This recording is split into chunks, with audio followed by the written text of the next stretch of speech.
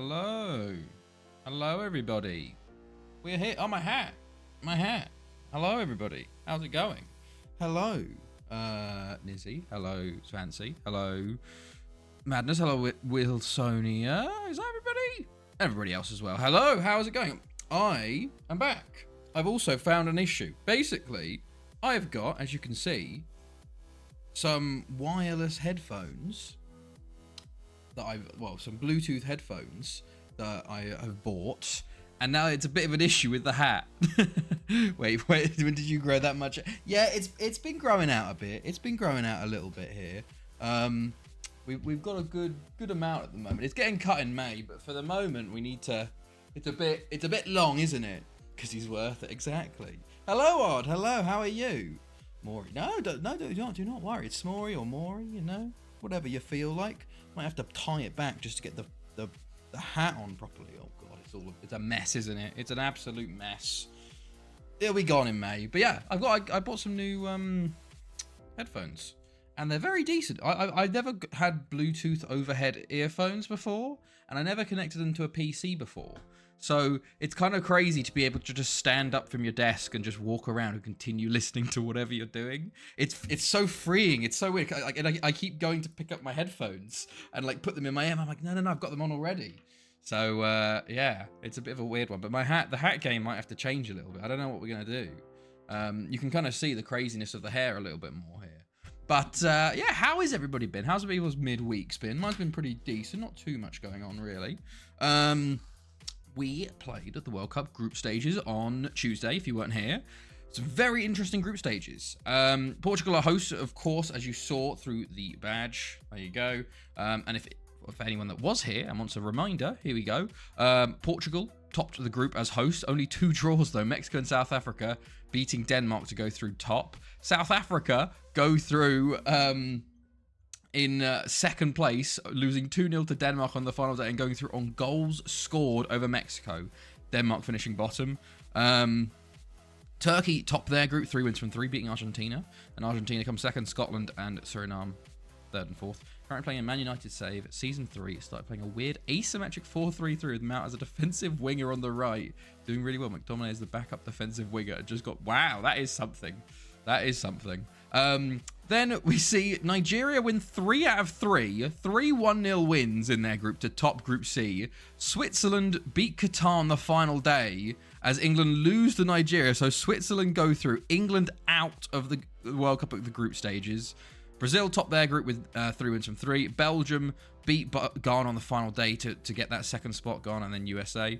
My proudest tactical creation.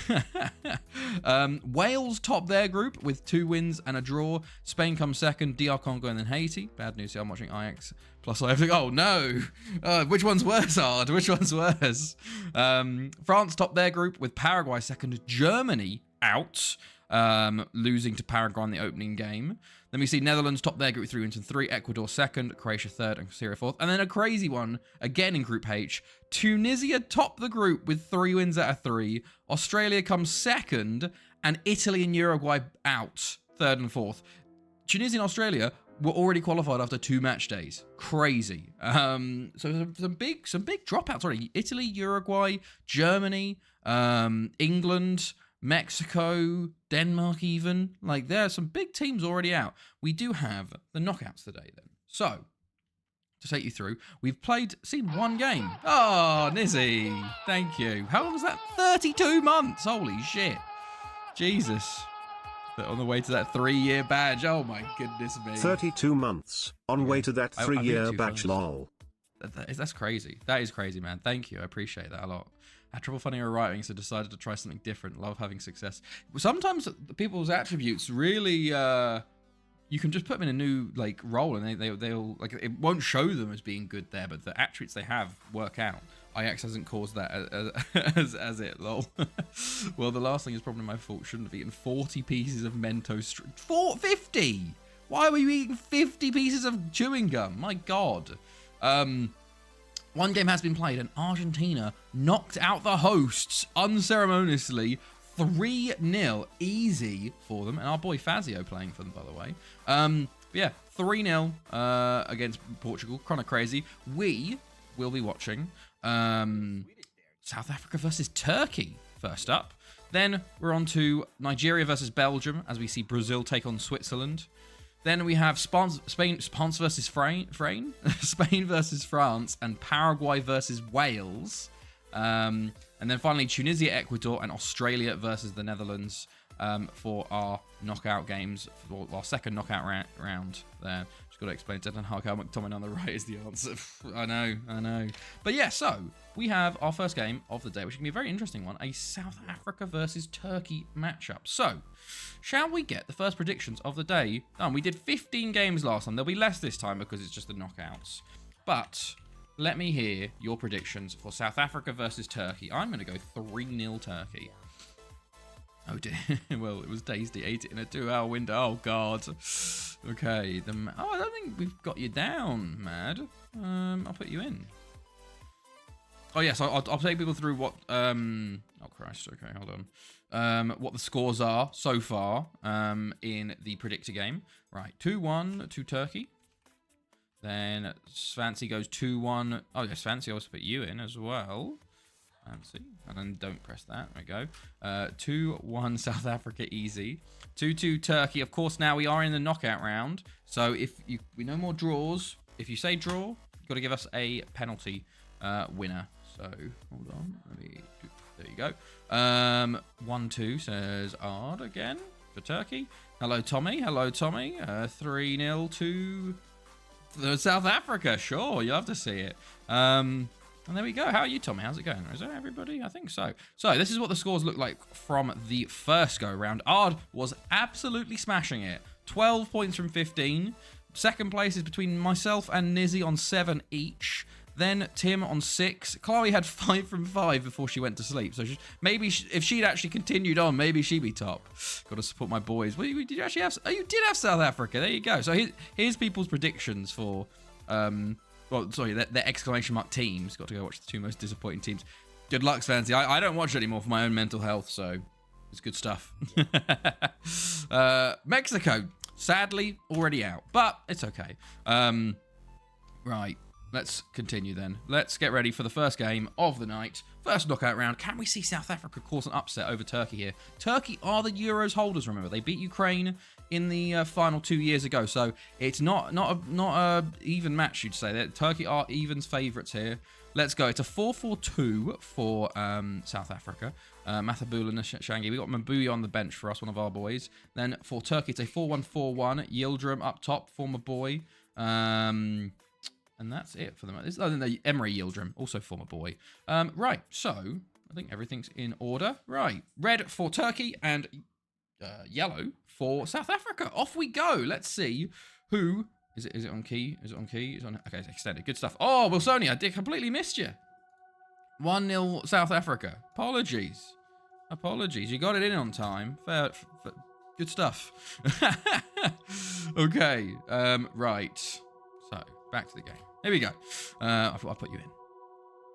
Good stuff. So, here we go. Can South Africa cause an upset? We still have yet to find a African side to win the World Cup. We've had Nigeria in the finals, and they lost. Sorry, I had the wrong tab open. No worries. Yeah, Nigeria got to the final early on. It was like in the 2050s or something like that. But they lost to France. And since then, no one has got close. I think we've had a few in the semis. Oh, that's a good strike from Zwane. I think Egypt got to the semis a couple times. DR Congo have got to a quarters, I know.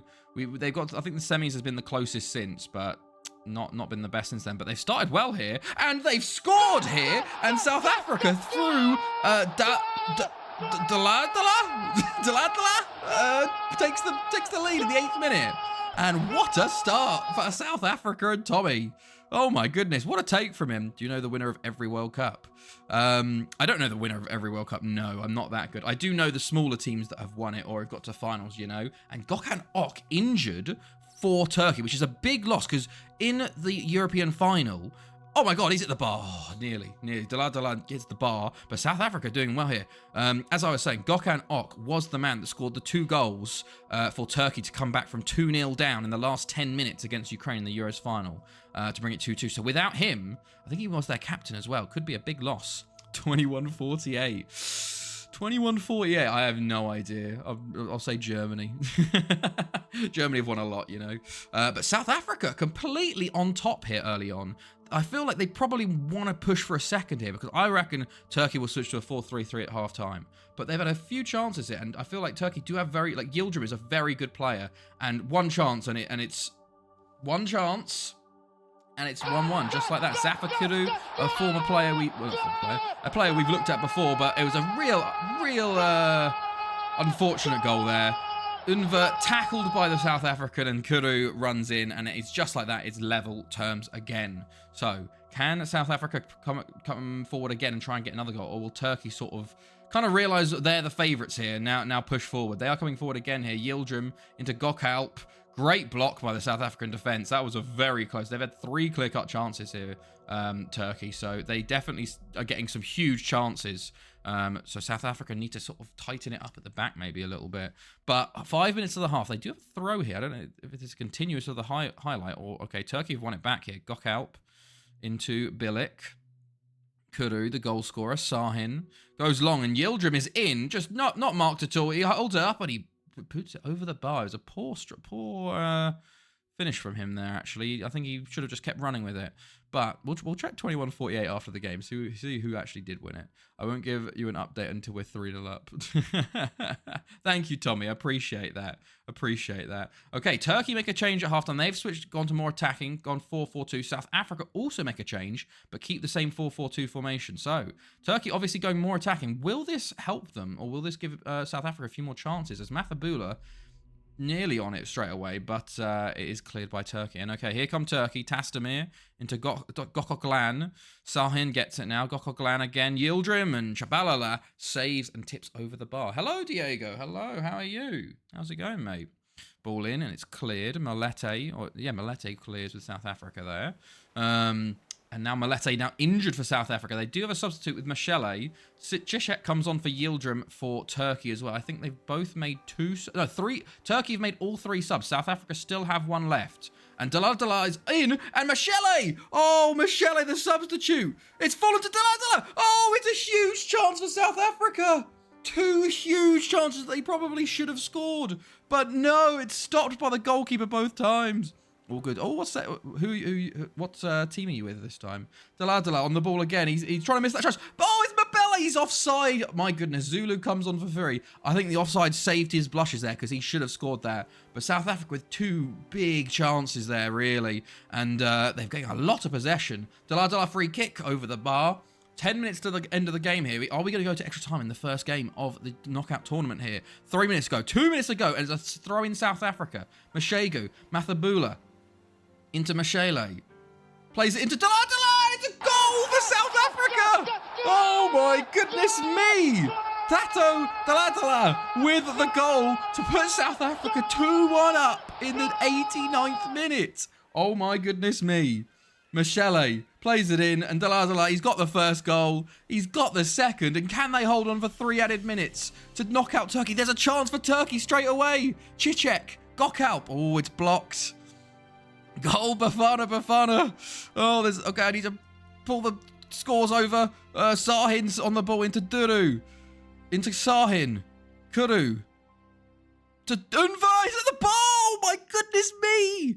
Hoo-hoo-hoo.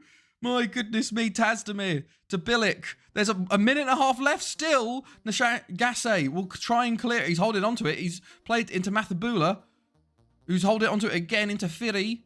Into Daladala, who's going to slowly try and waste as much time as he comes forward here. And he's fouled by Kuru. Huge get out for South Africa. I can't believe Turkey hit the bar then.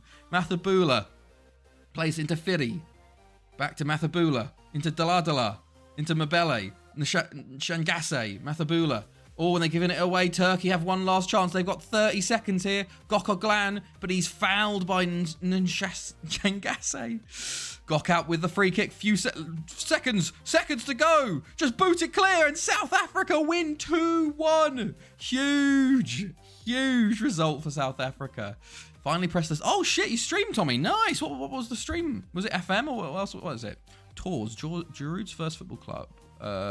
Oh, that's awesome, Diego. What league are they in? Maybe tours is where Trude learned to be so handsome. Hope to produce a few handsome men. But there we go. 2-1. FM. Oh, nice. What save was it? I'll have to follow you, Tommy, so I can get notified when you stream. But there you go. Early on, Tommy with a point. My goodness me. Oh my goodness. There was a 3-pointer and it was Fancy, who's not even here anymore. Fancy comes in, gets a 3-pointer, leaves. Okay, fantastic there. So what a first result though. European champions knocked out by South Africa, who make it to the quarterfinals. And also, time to check the 21-48 World Cup winners to see who won it then. They technically started in the 5th division, had to get a database which made the 4th division playable. So, okay, fair enough. Nice. Well, good luck with that, hopefully. It's a good... I do love a good youth... I love a youth challenge in theory, but then I'm like, I love signing young players as well, you know.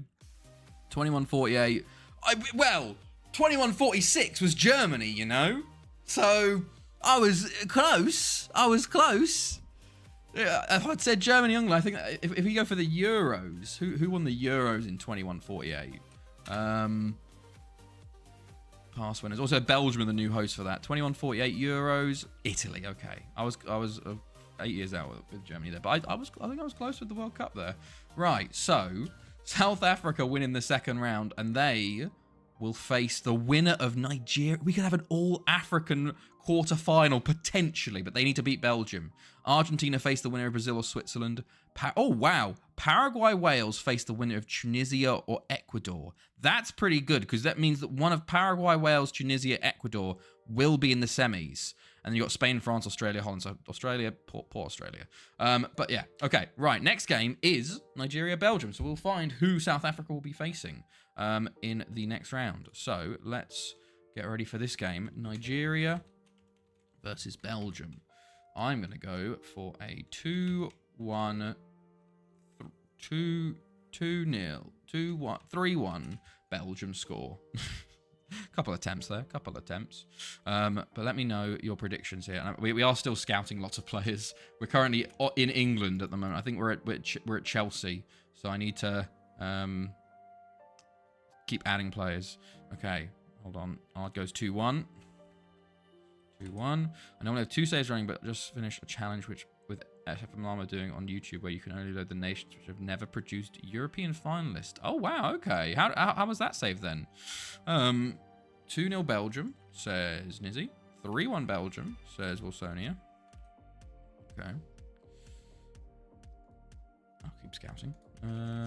As I wait for more predictions. Nigeria on pens 1-1. Okay. Nice. Nigeria on pens 1-1. Doing a second yellow card database Malta save whilst Ireland processes. Hey, hello Duck God, by the way. How's it going? Diego going for... Are you on there, Diego? No, you're not. FIFA's O. There you go. And then you go for 2-1 Nigeria. Tommy goes for 2-0 Belgium. Okay. Into winter 3rd season already. I'm not predicting. No worries, God. No worries. Okay. Okay, that should be everybody.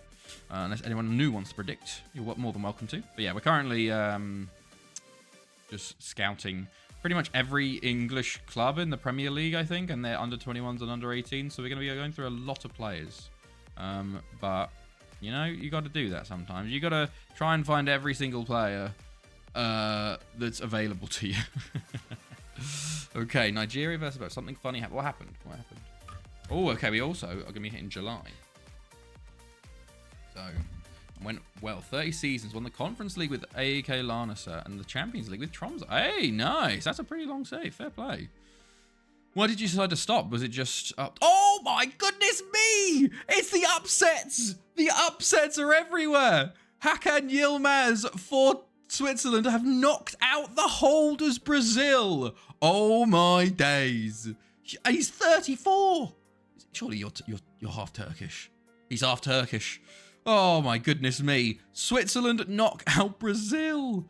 Oh my days. Look at this. So we got Argentina versus Switzerland. South Africa versus Nigeria. We've had 2 upsets already through the first knockout round, which is pretty good. The average age of our team is 20.9. Jesus. It's very young. My goodness me. But Brazil are Kayseri, Turkey, famous for its carpets. I did not know that. Oh, Franco Basile, there he is. But my goodness me. Okay, right. So because it got boring to be honest, I could not think of seeing any teams which had a story. No, I'm okay. Makes sense. Makes sense. Fair enough. Well, good luck with your new story, and hopefully it goes well. Right, here we go. Can we see another upset here? Holy shit. What's going on, Ard? It is a 4-1-2-3 for Nigeria. Obi Ona, former player there. Holy shit. What are we doing holy shits for? Ard.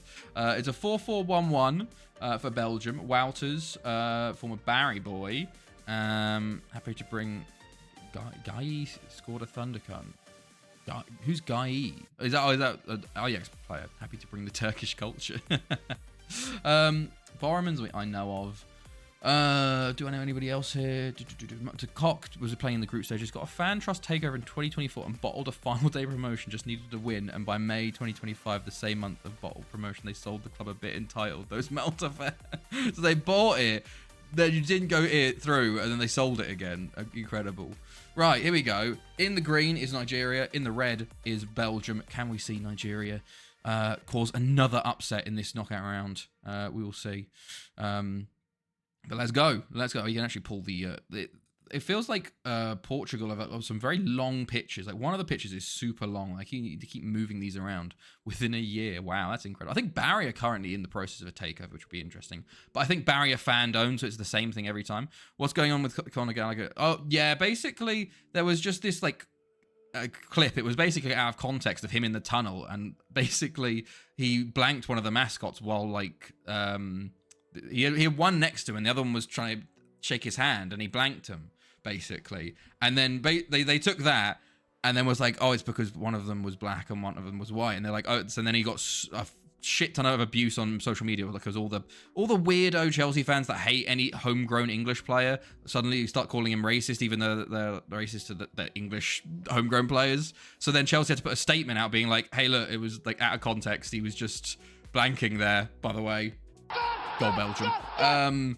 And then like if you see later on, he's just walking with him and talking with him. So it's just one of those weird situations where like it gets super out of context, and people like, it's so weird how a certain section of Chelsea fan bases hate players that come through our own youth academy. Like it was Tammy Abraham, it was Chalobah, it was Mason Mount, now it's fucking Conor Gallagher. Like they just, but ever since Sarri came in, they just despise any players that come, which is crazy because it's like, these are the players we should supporting them the most, you know? Like it's fucking, oh, that's crazy. Another small out of context moment, but with Gallagher. I hope mine's not that, my out of context ain't that bad, hopefully. By the way, Belgium are absolutely destroying Nigeria here. Personally, it's because Chelsea fans got used to the superstars. Well, to be honest, no, I feel like we still had like youth players, like Terry was coming through and stuff, and you had like English players like Lampard and Joe Cole and Ashley Cole, not youth products, but English players. And that was a core, like, and then suddenly it's this switch of like, oh, we hate English players and academy products and stuff. And it just, like, they didn't, like, a lot of them hated Reece James when he was coming through. They were like, oh, we should go, like, because it was when Sarri was about and Reece was on loan in Wigan. And they're like, oh, we should need to sell Reece James. Let's get fucking Hysaj from the Albanian. By the way, it's a penalty Nigeria in the last seconds of the first half. Can Nigeria equalise before Obiona to step up? Oh, he's missed it, you plonker. You plonker. 2 substitutions for Nigeria. That could have been their chance. Oh, God. But, yeah, it's just so weird that they like, it was literally, I can tell you, it was when Sarri came in, and then we had all these really weird fans that only support him, and then they start hating on all the sort of English and homegrown players and wanting all these other, like fancy named players from abroad. It was really weird, and they've sort of ingrained themselves in. It's really not nice, because I just like, surely like you support your academy products more than anybody, because they've grown up Chelsea, they've come through the academy, you know? It's crazy. It's such a weird thing that like fans are hating on an English club having English players. bonkers. Players like Palmer do not get any abuse. I think it's like some stuff where it's seen as taking steps back, relying on youth. Maybe, but also to be fair, like we have had other players abused. Like who else was abused? There was another player abused. But I feel like, to be fair, I think as soon as Cole gets a bit of bad form, they'll turn on him or some new person comes through. You know. Oh yeah, I ordered that Atlanta United graffiti shirt. My short contact is very cheap, very nice then. Okay, is this the goal, by the way? I assume this is the Ajax goal. Like it's just, I just don't understand it. Like it's the hatred is oh wow, oh bloody yeah, that's a good goal. Yeah, fair play. Because I can definitely see them turning on Palmer, you know. It was just crazy. Like I get turning on Mount now because he left. But when Mount scored like that 22 goal, like he had like 21 goals in that season, and they just hated him for it. And they're saying like, oh, he's stat padding. We want João Felix. And then Felix comes and is terrible. And it's like, oh no, it's not his fault. It's like, oh okay, well it's not his fault then. But like I moved off of Chelsea Twitter and Chelsea in general, mate, because it's just ridiculous. It's you fall out of love with it, you know. Insert rival AI manager claiming you're too domestically biased. So many interesting foreign it's genuinely that, but just the fan base, just like there's a whole sub. I hope that they leave, but they didn't leave when Sarri left. Sadly, like it's just it's so many players have had to fucking close their. Also, I do think in general it's just a general uptick of abuse and what the hell was that, Solomon? Abuse on Twitter from people. Like so many players have to just fucking block their socials because they get so much fucking abuse from like supposed fans of the club and players on social media. It's crazy what people fucking say and do now and there. It's just like would you say that to them in real life? Like most of them are probably like 15 or 16, like children, just like giving death threats to these players. Oh, and it's a goal for Nigeria, and it's Richard Dixon. What? It's Dick Dixon. He scored the Messiah. Dick Dixon. He scored for Nigeria, and it's 1-1. They were a lot better in this second half starting. But they have scored now, and Mertens is coming in though for Belgium straight away, and he's got a corner kick from it. Nigeria have looked better. They've got more shots. They had, I think, 2 in the first half, and 1 was a penalty. So they've already got 5. But we have 20 minutes to go here. 1-1. Dixon got up well there. Dick Dixon rises highest. Okay, Tran into Stevens. Godwin will clear. Okay. 15 minutes, and Agbo injured for Nigeria. Oh, and Nigeria down to 10 men. Will we see 10 men OP, or will Nigeria crumble now they're down to 10? Obviously, they made all this. They made the 2 at halftime and made 1 more. It's Steve at the back post. It's cleared. Seikouk is on it now for Belgium. Into Mertens. Over to Borremans. He's a bit open. It's blocked. Dubok puts it wide. Hello, Jamba. Hello, how are you? 5 minutes to go. 4 minutes of added time. Who am I? Oh, there's a highlight. There's a corner, and it's Obiafule will try and clear it here for Nigeria, but Belgium will get it back straight away. Dubok on the ball. Mathieu into Nsingi. Mertens. Tran. All the way over to Seikouk. Into a Steve, and he's at the post, and it's cleared for a corner. Play with De Gea, Oda, Yeremina, Sanchez, Adama Traore. I have no idea. No clue. Okay.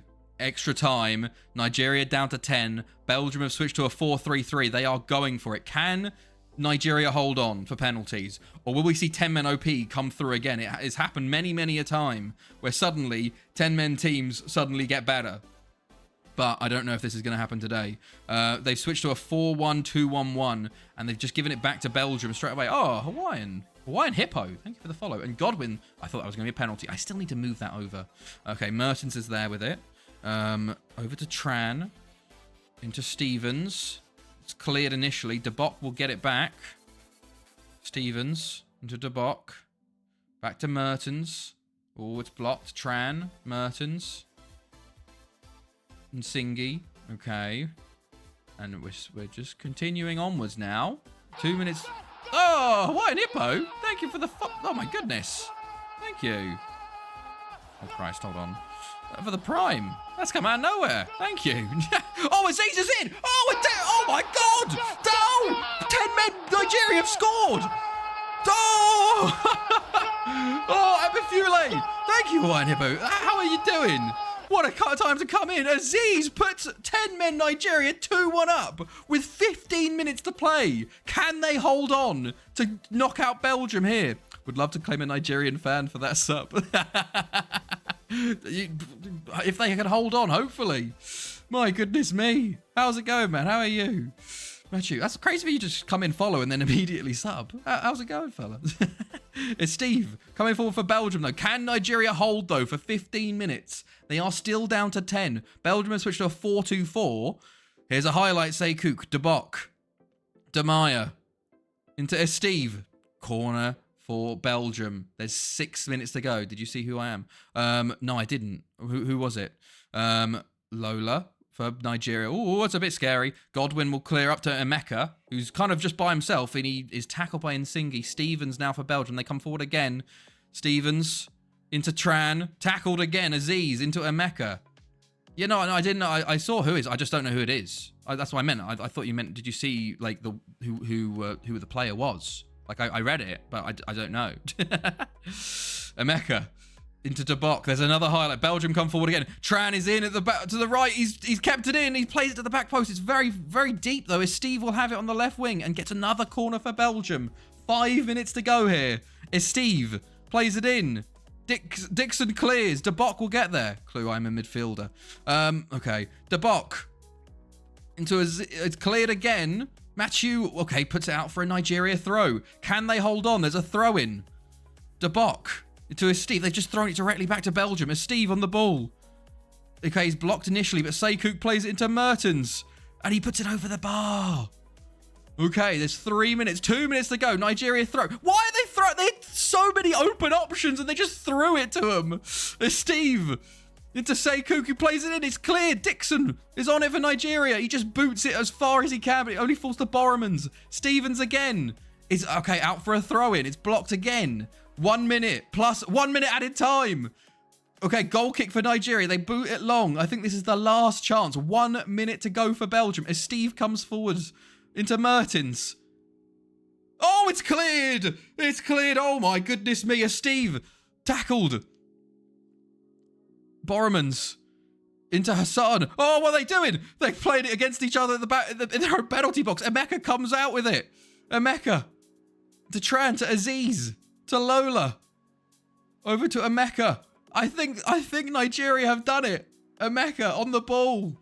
And he holds it. And Nigeria knock Belgium out 2-1. Oh my days. What a day. What a day of upset so far. My goodness me. What was I was going to read. What was this clip, by the way? What was this clip? Let me close that. So many bratwurst. Oh, Dixon. Yeah, Dick Dixon. Oh my days. Incredible. Right. 2-1 Nigeria. And Diego's come in with a 3-pointer straight away. My goodness me. Point for Mad as well. And then 0 for the rest of us. Look at this, man. Incredible scenes. So, that does mean we're going to have an all-African quarter-final. With Nigeria facing off against South Africa. Incredible scenes. The Super Eagles saw, and they missed a penalty. We've seen Switzerland knock out Brazil, Nigeria knock out Belgium, and South Africa knock out Turkey already. My goodness me. That is crazy. We currently have Argentina, Switzerland, and South Africa versus Nigeria. And then one of these teams. Theoretically, the big teams left are Argentina, Spain or France, and Holland. There's 4 big teams left. Please, can we not have a big team win it after all this? I missed this one. What was this one? Oh, no, I saw that. It's a very good goal. It's a very, very good goal. Like, yeah, Jesus. Right, next up is Paraguay versus Wales, which is kind of a bit more lower stakes. So, like, to be fair, Paraguay have won it twice, but they are still considered a small team, you'd say.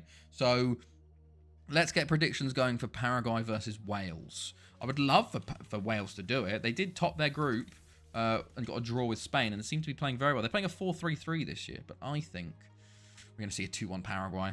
But either way, I think I'm happy with that, you know. And they got Tunisia, Ecuador as the other game.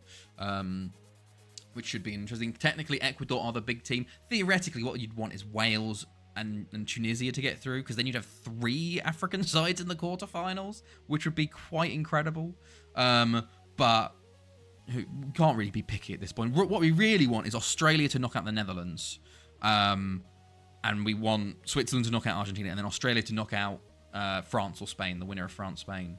But that's we're getting a bit ahead of ourselves here. Okay, Diego goes for 3-1 Paraguay. Sonia goes for 1-0 Paraguay. Tommy goes for 3-1 Paraguay. Not much Wales love at the moment. 2-1. Got them as my exclamation mark team. Okay, there you go. 2-1. Right. My goodness, what a few games we've already had, man. Oh, incredible scenes. Right.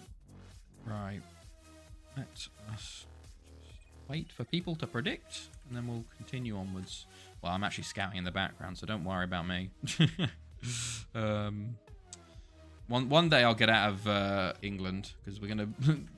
I feel like I'm probably gonna keep scouting until like a few months into the new season. It's gonna be that many players I've scouted, you know, because we're only at E realistically, and I've scouted every country in Europe pretty much, and all the other continents. So it's a bit much, you know, a bit much. But sometimes you got to do that. Super Connor and Cole. 24 minutes gone. 2-0 Chelsea. Are you joking? Are you actually like? Are you kidding me? What? Chelsea playing actual good football? Oh my days. But this is gonna hurt though. This is gonna hurt because we were 2-0 up against fucking Arsenal, weren't we? And we threw it away. Palmer, Pen, Gallagher, goal. I love to see that for Gallagher. Absolutely love to see that for Gallagher. But my God. So yeah, like 2-0 is like, oh God. Oh Jesus. Please, Chelsea, do not throw this away. Do not throw this away. Like I actually can't relax, you know? I can't relax because it's Chelsea. You said you'd be back at 3-0, Tommy. You like, that's very true, Tommy. That's very true. You need to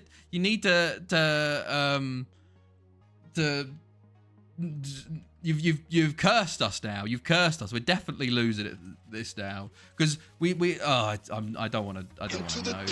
It is the fucking danger zone, man. It was a surprise to me. I couldn't hold it in. I mean, it is United. Look, no, United are the most lucky fucking club in all of history, man. They will play like fucking dog shit and then somehow, some way win the game, you know? And we're Chelsea. Like, we were 2-0 up against Arsenal and then threw it away, you know? We have an ability to throw it away, like, the easiest position, you know? Like, we'll concede within 50... We'll concede in the danger zone of the next seat, like, the start of the second half, because we always concede then. And then we'll also probably concede late on as well. So we need more goals. That's what we need. We need more goals, please. Right, there's a few players here that are probably going to just leave on transfers.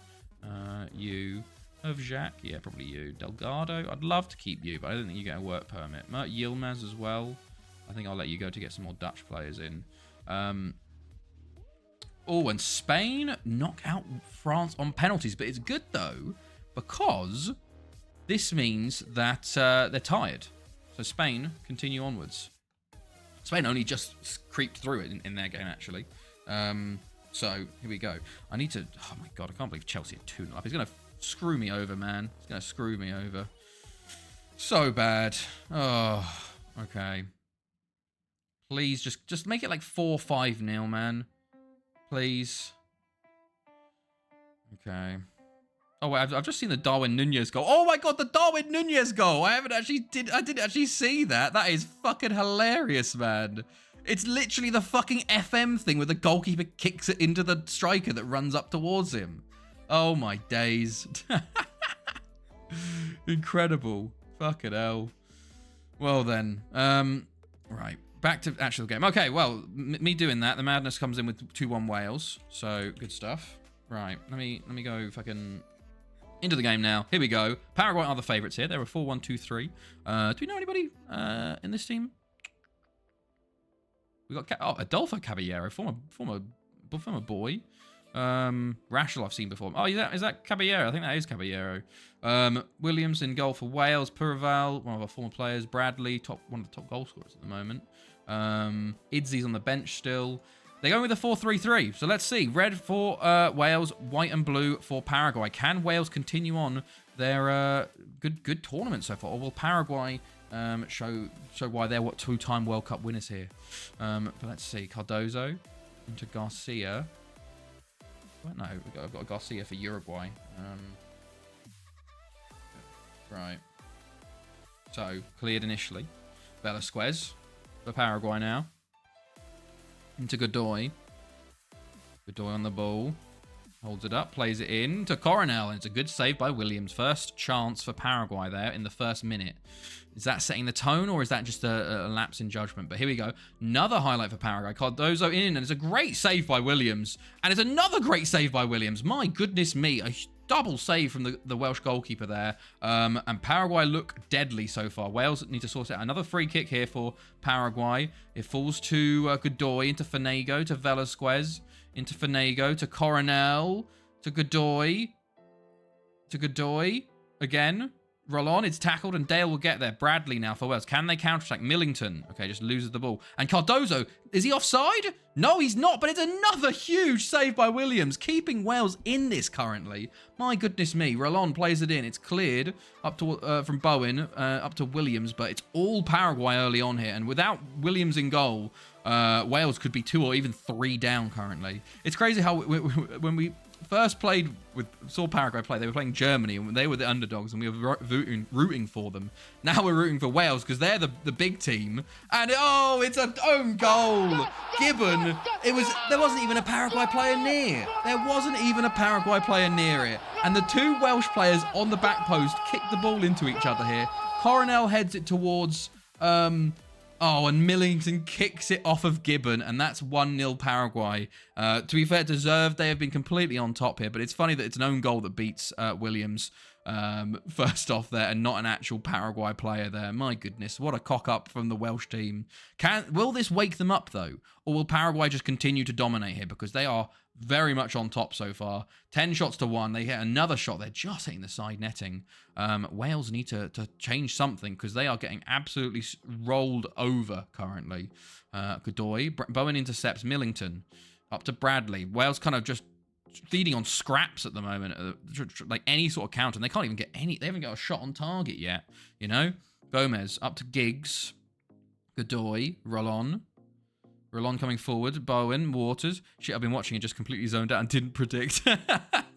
Sorry, Niz. To be fair, I normally ask for you, but I think I was too distracted by Chelsea actually winning a football game, you know? So apologies on that one. It's a bit late, sadly, now Paraguay are winning. If I started letting predictions in now, the precedent, goodness me, I'm scarce to imagine, you know? But at least it's only 1, you know? Okay, Coronel, Fanego, over to Garcia, to Cardozo, and Paraguay go 2-0 up here, and they are dominant versus this Welsh side. Wales did look so good in the groups, so good, and I was like, maybe this is their year. Sheffield is actually doing all right. Keeping Liverpool to a 1-0 lead isn't bad. Well, especially when you look at the fucking goal they conceded, it should be 0-0 really. But Mora into Cardozo, to Rollon, over to Mora, to the back post, and it's nearly 3. It's all Paraguay. Wales, I think, are just trying to get to the half at this point, because my goodness me, they are just nowhere, especially even with a 4-3-3. They've actually ditched the 4-3-3 to go 4-4-2. Matt Idzi's on. Will this stem the tide? Can they make a comeback at all? We'll have to see, but it's not gone well for Wales in that first half. My goodness me. They were lucky to only be 2-0 down. Okay, let's continue, though. Can we see something different in the second half? Mora into Velasquez, to Fanego. It falls to Bowen. It's nearly a pass back. It was so close to being a pass back, but the goalkeeper does get there in time. But it does seem like it's continuing on. Paraguay have the ball again here. Godoy into Rollon, into Cardozo. Williams with another big save for Wales there. Would have expected Wales to be way stronger because of your save. The problem is that it's, even though all of our academies are incredible, the Welsh youth intake's only 70 out of 200. So even though we've got all these fantastic facilities, we're still not producing the same amount of players as the other nations are, you know? And also, it's weird because it feels like a lot of the best youth intakes come from different nations other than Wales in our youth intakes, because our youth recruitment, like, range has increased. You're more likely to get like a Spanish player come through your youth intake, be the golden generation guy, which is why this time with Finethi, I've only got UK and Ireland affiliates, because I used to have Spanish and French and Italian affiliates, and all my best youngsters would normally come from one of them. So I'm hoping by doing only UK and Ireland, we can kind of alter it a little bit to be like, okay, let's force Welsh and Irish and Scottish youth intakes to be better. But not much luck currently. We haven't had a good youth intake in a good long while. But yeah, it's a shame. It's static youth intake, you know, youth indexes. I just can't believe they took until fucking FM22 to add that, you know? I'd been asking for it since 15. Because it's like one of those things where you look and you go, why wouldn't this be implemented, you know? But yeah, it's a shame. Wales did get to a Euros final, and they have got to a World Cup third place. And they have had a Ballon d'Or winner. So it's like they have had good players, but it's just not the level of the big nations, you know? There's not as much effect. But Wales are putting a nice play together here, and Bradley just decides to shoot. But maybe Wales are starting to get up to this game, FM25. Well, yeah, I know youth index really still doesn't work, but they announced it for 2022, didn't they? Even though it was broken to all hell. I can't believe they announced that as one of their big ones. And there you go. It's 3-0 Paraguay. And I think we're going to go key highlights on this one. Wales, not at the races today. Wales, not at the races. During my billion nations, I've done the dynamic youth rating works for just set nations, e.g. China. Yeah, they do have certain... I guess they have certain... I guess it's because they assume China will eventually, due to their population. Population is a factor. And there's also other factors like importance as well. Like, I don't think Wales has football as the highest importance, and Wales also has a very small population, so those also cause issues, you know. But yeah, it's a shame because I'd love to see. I even did a youth intake only with Penny Bon, and it didn't really help much either. Like, I did get my Ballon d'Or winner that way, but that's just because I was playing him constantly. But yeah. But here we go. We got a Welsh attack here currently on the key highlights. Bradley, he's running. Okay. He just shoots up the blades. Did they equalise versus Liverpool? Paraguay and Wales make a substitution each. We got half an hour to go. Wales have come down from 3-0 down against Netherlands I think it was a Euros or a World Cup, something like that. But they're not going to come down from 4-0 down. And Coronel makes it 4. Bulgaria is really good and go. Yeah, no. Remember, I did some sims on like FM21 or 22, and Bulgaria won like 5 World Cups in like 7 years or something. They won the most World Cups out of like 100-year sim I did or something. It was really odd. 1 more Sheffield United. What is happening? Wow. Who scored for Sheffield United?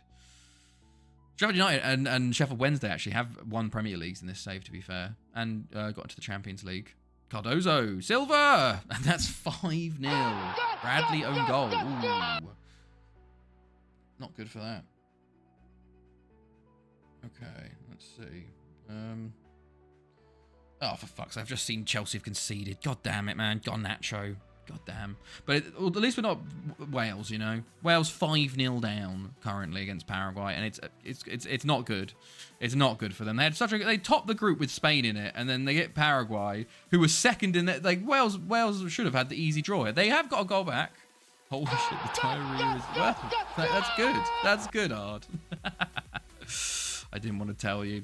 I looked at my phone for a second. I saw it pop up, which I knew it was going to happen. You know, you knew it was going to happen. But there we go. Yeah, Garnacho, fun. So we are going to lose this game, or at least draw it. We're not going to win it, you know. But what can you do? Bulgaria and Romania, from what I've learned, are being destroyed by corruption. But on FM, they always produce some. Yeah, no, Romania, and yeah, there's a lot of. Well, if you think about it, there are some fantastic players back in like the 70s and 80s and stuff, and then yeah, it's all corruption. Insta results, we don't see the equal. Pretty much, yeah, just insta result it from here. I just put it on key highlights and close the tab and walk away. You know, I wish I could do that. Oh, we're gonna have 5-2 maybe. Wales are getting some consolation goals here, I guess, but it's a little too late. You know, they were shocking today, absolutely shocking, and Paraguay. Very dominant. Millington does score there. But 5-2, you know. If they somehow come back from this, that would be the greatest comeback of all time. Are they going to make it 6? There's a minute left here. Medina. Zamora. Are you offside? You're offside, surely. Yeah, you're offside. Right. So, HITC7 has a really good one on Bulgaria. It's even worse than we thought. Yeah, he does some good ones. Although his videos are very long. Like, it feels like they're extra long. Like, maybe it's the way he speaks. He's a bit slow in his cadence, which, like, I'm like, I need to put it on, like, 2 times speed. Bradley in again, but tackle then. I think that will be it. 5-2 to Paraguay. I don't think anyone predicted 5-2, but I think a lot of us did predict Paraguay to win. So we get some points there. I don't think anyone thought Paraguay were going to destroy Wales as much as they did, and everybody, bar mad, get the points there. Okay, right. Let me go see what the fuck happened with that Chelsea conceding goal, man. The hell happened? Own goal, Bradley. Hamer, was it a goal kick? Okay. Right, okay, it was a Casido mistake, of course. Fantastic. Brilliant. Oh. Moment of madness. Oh, God, what's he done? See, same thing happened with the fucking Arsenal game, where Sanchez did a fucking moment of madness, and then that allowed them back into the game, you know? And I fear that the exact same things happen now. Oh, it's 2-2! Are you joking? I fucking told you! I told you! I told you! I told you all! God, I did miss out on the prediction by 2 goals. He adds random stuff he believes in for no reason. Talks about that for minutes.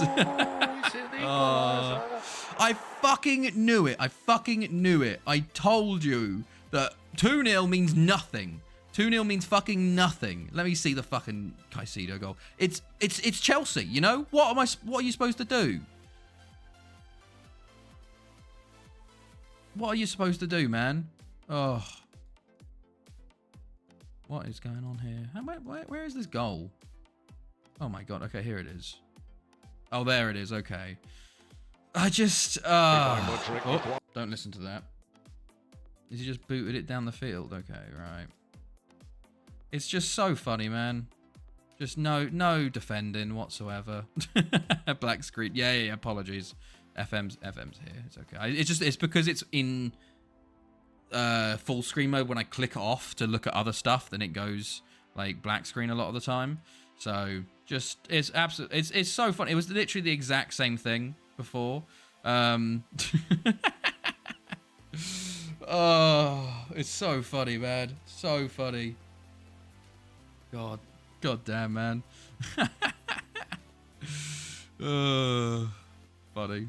God, why have I got sucked into watching any of this? Right, here we go. So, next up, Australia versus Netherlands. I need to stop. Okay, we no more Chelsea talk. No more Chelsea. I don't want to get distracted anymore because we're back to being shit again, you know? Australia versus Netherlands now. The last of the second knockout rounds. Let's get some predictions going. I'm going to go for a 4-0 Netherlands moment. But yeah, let's put a ban on Chelsea because it's just Chelsea, you know? They make me fucking... Ugh.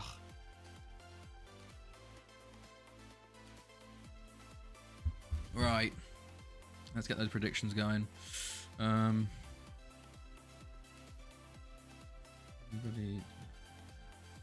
to the Dutch, says Nizzy. Yeah, he acts like he's always on the Mara High ground. Alfie can do no wrong. 5-1 to the Dutch, says Nizzy. Okay. 2-1 to the Dutch, says Ard. Okay. Sad about Bulgaria. Sad about they were Pog. They were. Okay. 3-0 Netherlands, says Tommy. Okay. Where's Tommy? Oh, you're up here. I normally don't expect you to be that far up on the list, you know. One day I'll figure out an automatic way to do it, you know, where it gets read from chat and then inputted, but I feel like that's going to be very complicated. So, yeah. Was in early Tuesday. You were. Nilsonia goes for 2-0 to the Netherlands. Who else are we going with? Mad and Diego, if you're about for predictions still. 3-0. There you go. Even beat the fuck's sake, Tommy. God damn it. Are you saying you got there ahead of my future wife? Is that there's a double meaning to that one, you know? Okay. Oh shit. Hold on. Am I still in England? I'm still in England scouting. I'm just scouting in the background, so don't worry about me. My summer 23-30 shortlist is very, very large at this point. Okay. Right. Go. Yeah, lol. I didn't beat my wife up. Okay, good. It's on record. Chelsea thug level confirmed. Okay, here we go. We got 2 players joining as well, by the way. Matovic and Smalek join us. And I also probably need to do some transfers. Try and send out anyone that needs a work permit to go out on loan. Who needs it? But let's also see. So our window. Okay, so here's the league windows opening. We're going to sign 2. Matovic, our Serbian right back. And we have Smalek, who's a Polish midfielder. Okay, box-to-box midfielder. There you go. We have a transfer list offer already from someone for Cabello. I wish we could sell you for more, but I'm gonna say no to that. Like, I probably will sell you for more, but like, I'm not gonna accept 3 million for a guy that's like so fucking is worth 10 million. Gangsters evolved to kingpin.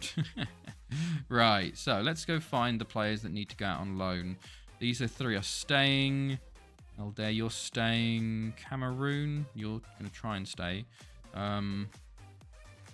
You 2 need to go out on loan. Although, did we send Kevin Diaz out on loan? Did he go to Spain? He did go to Spain. We'll send Kevin Diaz out on loan to Spain because I think it's better just to do that full-on mafia boss. Alaman, we need to send you out on loan to Spain. Mancheno, no. Egypt. Goma, I guess we'll send you out on loan somewhere. France, Germany, Greece, Japan, Mexico, Tovar. Yes, you need to go to Spain as well. Peru, Luis Silva, you need to go to Spain. Apparently he's got a work permit already, but let's see if he can get to Spain anyway. South Africa, Spain, Switzerland, Turkey.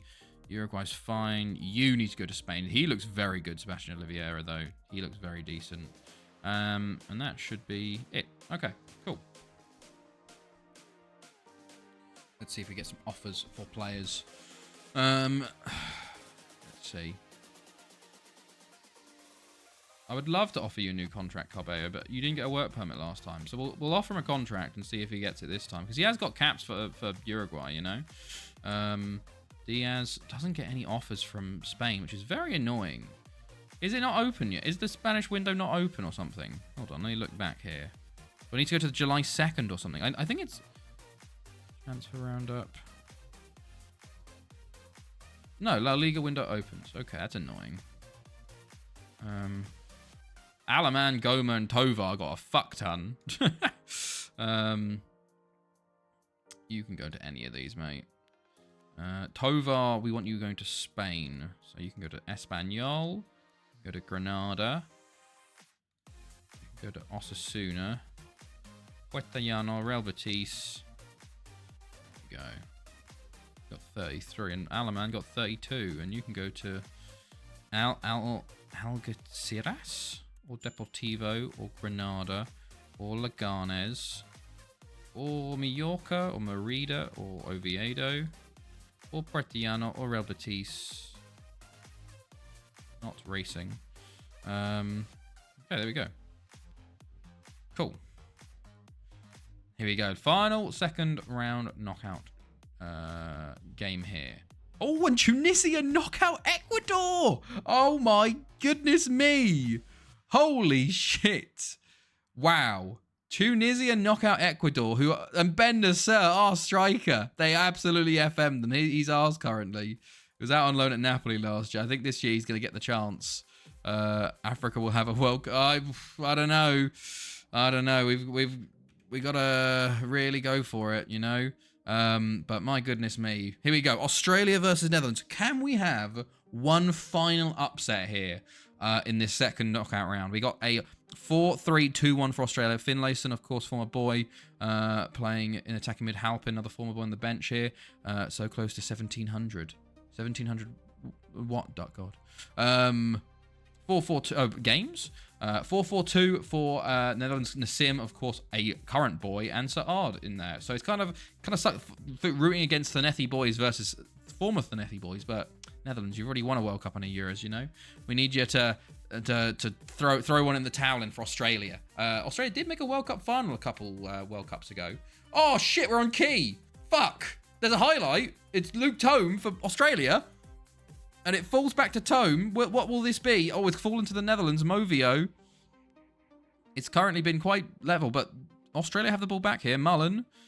Bianchessi. Capaldi. Jay Finlayson. Into the box. Oh, it's a great chance. It's a great chance. It's a good block there. Not with me around. That's true. That's true. Tome plays it in, and Saad will save. Okay.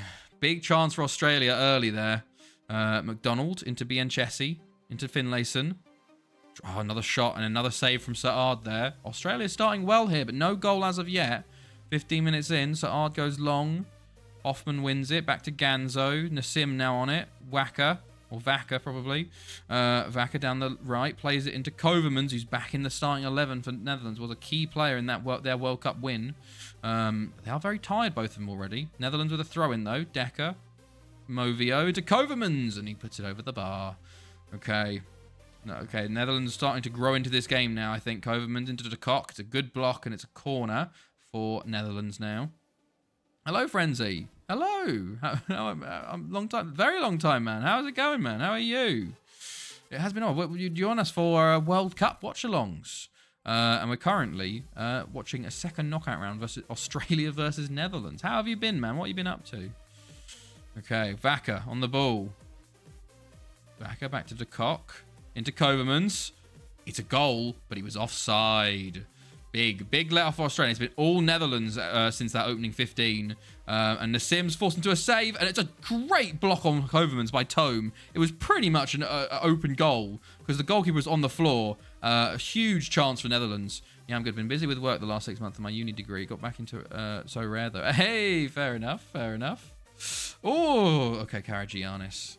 I've sort of pulled back from, well, I've been playing so rare, but I just haven't been trading as much as I used to. I kind of just have my players and put them in. I occasionally get a thing, but there's been so many fucking changes in so rare recently. Like even the big new change and stuff. It's like, what the fuck is going on, man? There's so much change going on with that it's kind of wild. But I've still held most of my value in limited, so it's kind of all right, but yeah, it's not held my attention as much, you know, as it used to. Oh, Nassim goes close there, but that's good to hopefully work and uni have gone well, man.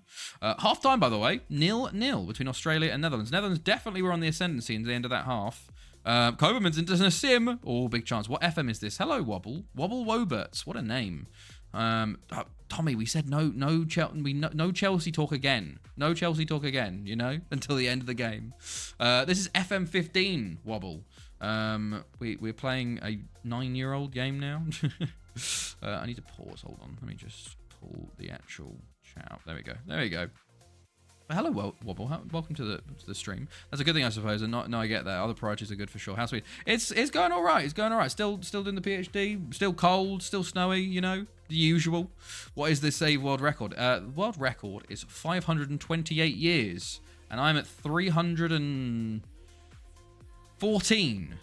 So another 200 and something to go. And Nassim in the danger zone finally puts Netherlands up. 1-0 here. It's deserved. They've been knocking at the door a lot. Kovermans takes it down well. Fuck Pavel, of course. Hashtag fuck Pavel. And Nassim pretty much point blank scores to put Netherlands 1-0 up. Now, will the walls crumble or will Australia hit back maybe? But yeah, no, Sweden's doing all right. It's just, you know, I'm kind of used to it now, though. I'm very much enjoying the sun now, because we just obviously the winter had all the sun setting and staying set for days on end. So it's nice to have sun. Gotta put the blackout blinds up though, because it is very light, very early. Like after the daylight savings, that we're still getting the sun rising at 7 a.m. and going down at 7 p.m. and it's just going to get longer and longer. Finlayson, forces a save at Assad. I bought Baldur's Gate 3, just dipped my toe in, but learned the hard way to keep yeah. Just save and save and save. Every time there's a major decision, just save, you know, because you could lose a lot of progress. But fair enough. What character did you make, Nizzy? By the way, Australia aren't out of this. I feel they've had a couple of chances. It's just Saad's been incredible in goal for the Netherlands. He made 7 saves already today. You know, 10 minutes to go. Can Australia find a way back into this game? Halpin to Finlayson. He's now up top by himself. It's into Isman. And it's not a goal. It's a great save. My goodness me. Tome plays it in. It's cleared. Tome again. Over to Hooper. Okay, and less than 10 to go. Can Australia find an equaliser? It doesn't look like it. 3 minutes added time, and Netherlands have the ball. Halpin to Rose. Down the line, Sherman. Decker. It's tackled. Tome. Rose. Up to Finlayson, but it's intercepted, and Nassim's on it again. Nassim, back to De Vries, Isman, McDonald, Jenner. Over to Halpin, Tome, McDonald, Massey, into Halpin, Jenner. Going forward, one last chance here. McDonald, back post. Oh, it's out for a corner. Surely Australia throw everybody forward now. Why is not everyone forward? It's cleared by Van Zanten. Finlayson will get there. Less than a minute left for Australia. Can they put it back into the box? No, they just give it straight away. Why? They just gave it straight back to them. Halpin. Oh, and it's a corner to the Netherlands. I think this game might be done. It was Australia played well, honestly. They played a lot better than some of the other teams. I think it's spelled Githyanki with the rogue. Oh, nice. Okay, fair enough. And there you go. 1-0 full time. What did I do? I did like a Dark Elf Druid, my first guy. Now I'm doing in my multiplayer. Excuse me. I'm doing I think a monk dwarf or something like that. I don't know. I don't really know. You just try and figure out as you go. But there you go. Everybody with a point there. Netherlands do make it through, and that is our second knockout round done. Unfortunately, we don't get one last upset here as Netherlands knock out Australia. It's hilarious. He had the same amount of shots on target. It was just Nassim was able to break through there. But my goodness me, what a round! Huge upsets. Argentina do knock out Portugal there, the host. South Africa knock out Turkey. Nigeria, 10-men Nigeria knock out Belgium. Switzerland knock out the holders Brazil. Paraguay destroy Wales. Spain get through on penalties versus France. Netherlands do beat Australia, and Tunisia beat Ecuador. And this sets us up for the quarterfinals. Oh no, we're only going to be able to watch 2. Right. So, what do we watch? Do we watch the all-African quarterfinal of South Africa, Nigeria, or do we try and see if Switzerland can upset Argentina? I'm leaning towards South Africa. Have house to myself tomorrow's family going Chessington theme park for the day, so I'll be playing. Oh, good. Enjoy. Chloe, I think, is going away for the weekend. She's going with one of her friends to like one of their like summer cabins. So I have the weekend to myself. So I will be playing FM, CK2. I might be doing a Lord of the Rings marathon by myself. But big plans. Okay, yeah, South Africa, Nigeria, of course, and then Netherlands, Spain. We're not going to watch that. Paraguay, Tunisia. We watched that one. Theoretically, we have at least one African side in the semis. We could have 2. What does it set up? Okay, so pizza and pork. No. Does the Lord of the Rings marathon? No, it doesn't, Diego. It's just the extended editions, because The Hobbit is something you watch on a plane, because it's a long movie, and it just sort of, it's there, you know? Like, it's all right if you don't really think too hard about it, but if you include that in the marathon, then it's like, it's a very long marathon at that point, but it's also like, they're not as good, you know? I guess if you watch it first and then you go to the Lord of the Rings, you just go, holy shit, this was so much better. But like, they're not good, you know. They're not good. I genuinely, I think I did watch them on the plane to Japan, hilariously, because I'm like, well, it's fucking like 9 hours worth of movies, you know. But yeah, if Tunisia do win, by the way, we are guaranteed an African side in the World Cup final. So we really want Tunisia to win. But we got South Africa and Nigeria first, and as odds already gone for it. Let's get predicting. South Africa versus Nigeria. We have to hope Switzerland can go through. And we have to hope Tunisia can beat Paraguay. Those are the hopes currently. And Netherlands face like Spain, so who cares about that other one? Switzerland have to hold their own. 3-1 Nigeria, says Diego. But this is, I think this is probably one of the best ever that African sides have done in a World Cup. I'll have to check. Although it's quite hard to check, I guess. But absolutely huge. Right. 2-1 South Africa, says Tommy. Okay. 2-1. What am I going to go for? I'll go 3-2. You know, high scoring affair. No. I'm going to go 1-0. I'm going to go 1-0. 3-3 Nigeria. See, Nizzy's got the high scoring game for me. Okay, there we go. Right. Also, I should check actually whether I can watch multiple games on a day, because I feel like sometimes you can, but I don't know. Look, can I watch multiple on one day? No, I can't. What about the other game? No, just South Africa, Nigeria. Right. Now we'll be continuing. Well, I'll be scouting in the background. There's a few days of scouting actually to go, because we have like 3 days. Sebastian Oliveira has got no one looking for him, which is interesting. Neither do these two. Although Oliveira is very, very good.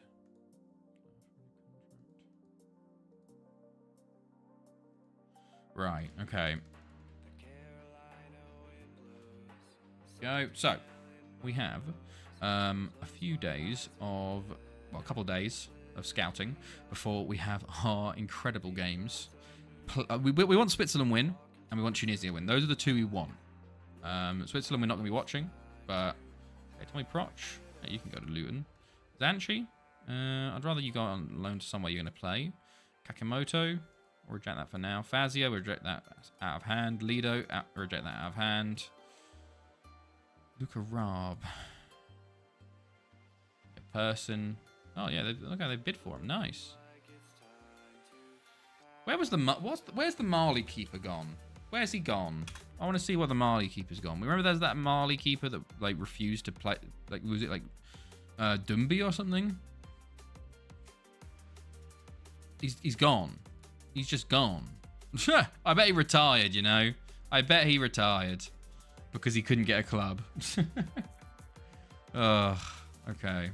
Champions League already starting up, by the way. We do have our friendlies about to kick off. I actually sorted a tactic out. Yeah, I need to sort that out because we're gonna have to start training one. But remember, it's a 4-4-2 sweeper, so it's literally just a 4-4-2 with a like a sweeper instead of one of the centre backs. The weird bit is gonna be like it's directly behind. You know, it's directly behind. Sorry, you can't see. It's like this. So it's going to be very odd, but it's pretty much a 4-4-2. So we'll have to see what I can come up with for that. I don't actually planned anything yet, so that's what I'll be doing tomorrow, Saturday morning. You know, Kieran Mullins from Arsenal. Add you to the 2023 shortlist. Sorry, 2023. 23-30. I actually continued on with my... Oh, thank you, Sonia. 1-0 Nigeria. I've continued on continuing doing the foreign results, you know, like the European Super Cup, Club World Cup results, and I've just finished Port Talbot. So I've done all of the games of Aston Villa and Port Talbot, which has taken me up to 21-23. So still like 200 years to go, but we're getting there slowly. I should actually look at who's on the transfer list. Niederhauser, yeah, why not? But yeah, we got a long way to go on that front. Anybody good? Actually, Rafik Drow. Ooh. Yes, I would sign him. Rockin, midfielder. Can I do a bit of cheat? Sorry, we're gonna do a bit of Thanethi works. Yeah, easy. 2.7 for 6. Like, that's an easy signing. Patricio, Vicente Cardozo. How many Paraguayans do I have currently? Paraguay. I got one. 24-year-old. 5 million. He's actually just playing the World Cup hilariously. What if I say like 2.5 million followed by 2.5? What do you say to that, mate? Oof, that's a bit. About 3-3. 3-1. Well, we'll see what they say. Barata. Oh, Paraskina. This is interesting. Liverpool 2-1 up.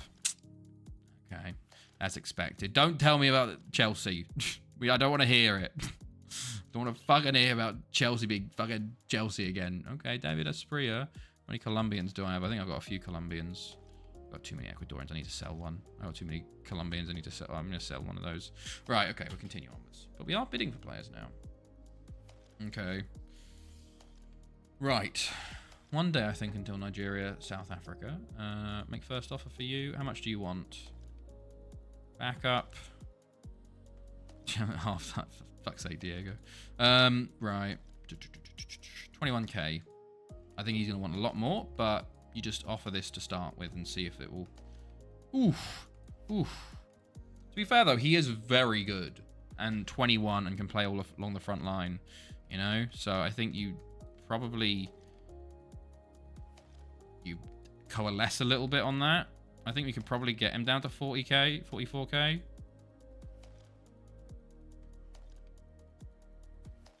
There you go. Easy. Right, I won't tell you anything until we're 7-2 up or the final whistle. Thank you. Appreciate that. It's a ban on Chelsea.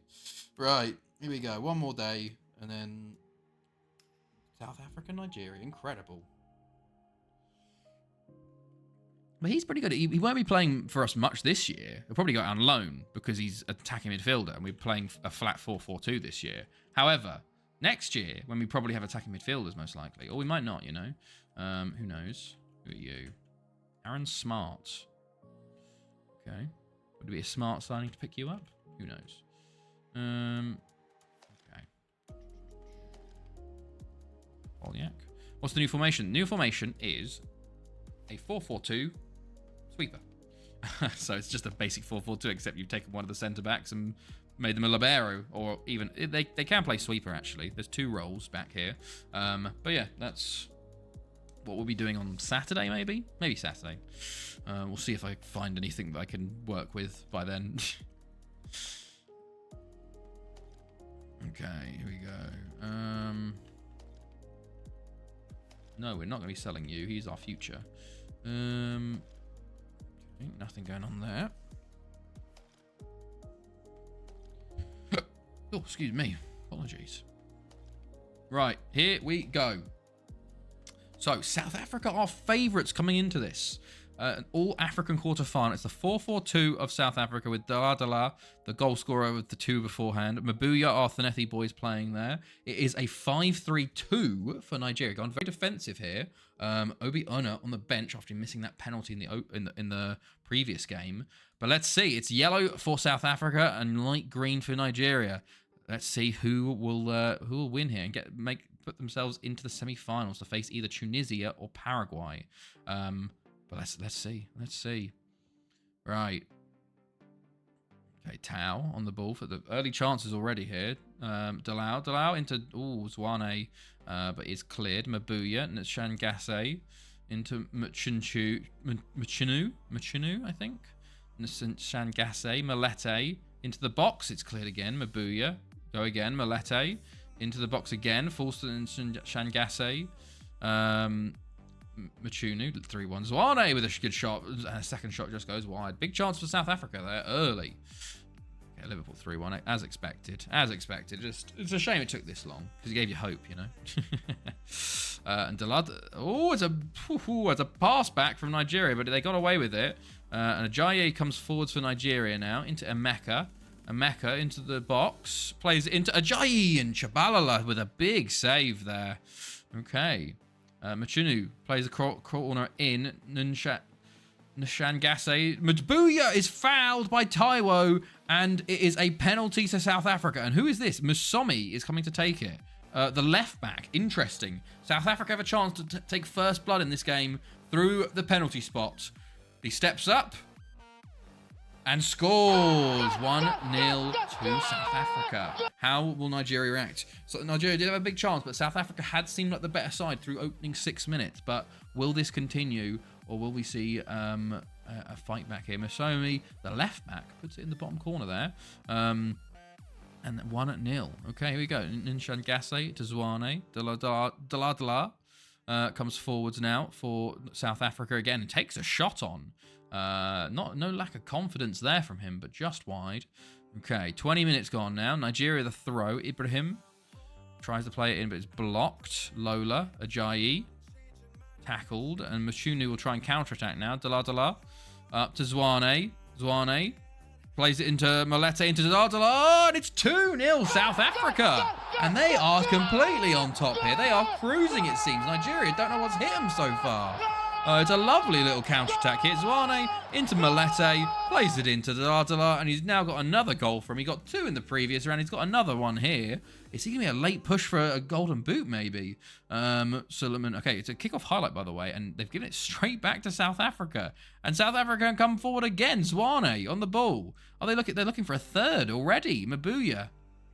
Nshangase. Into Dala. Oh, he held it up and his shot was blocked, but it was a big chance. He goes in again. It's cleared again. Mabuya over to Tau. Tau holds it up and... Okay, he's tackled there and highlight over. But there was nearly another chance for 3 there from South Africa. They definitely seem to be much more in control of this game than Nigeria are. And that was probably evident from the previous game, to be fair. South Africa looked much better against Turkey, while Nigeria, while they did win the 10 men, they were very much clinging on for a lot of it. We'll see if something else happens here. Hello, Viva. Excuse me, sir. Do you have a moment to talk about our Lord and Saviour, Alexis McAllister? Hello, Viva. How's it going, fella? How are you? There's no talk about Chelsea until the end of the game, by the way. I know I saw Liverpool just won, but I saw this fucking Nunez goal. Like, what the fuck's going on there?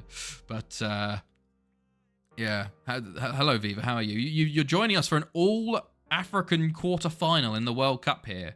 Taiwo, Musomi puts it forwards. Suleiman goes back to Machunu. Dala over to Zwane, and he puts it over the bar. Darwin can do it all, scoring with his ass now. That is literally an FM goal. Like that. Oh, and Dala's got another from the free kick directly. It's 3-0 South Africa.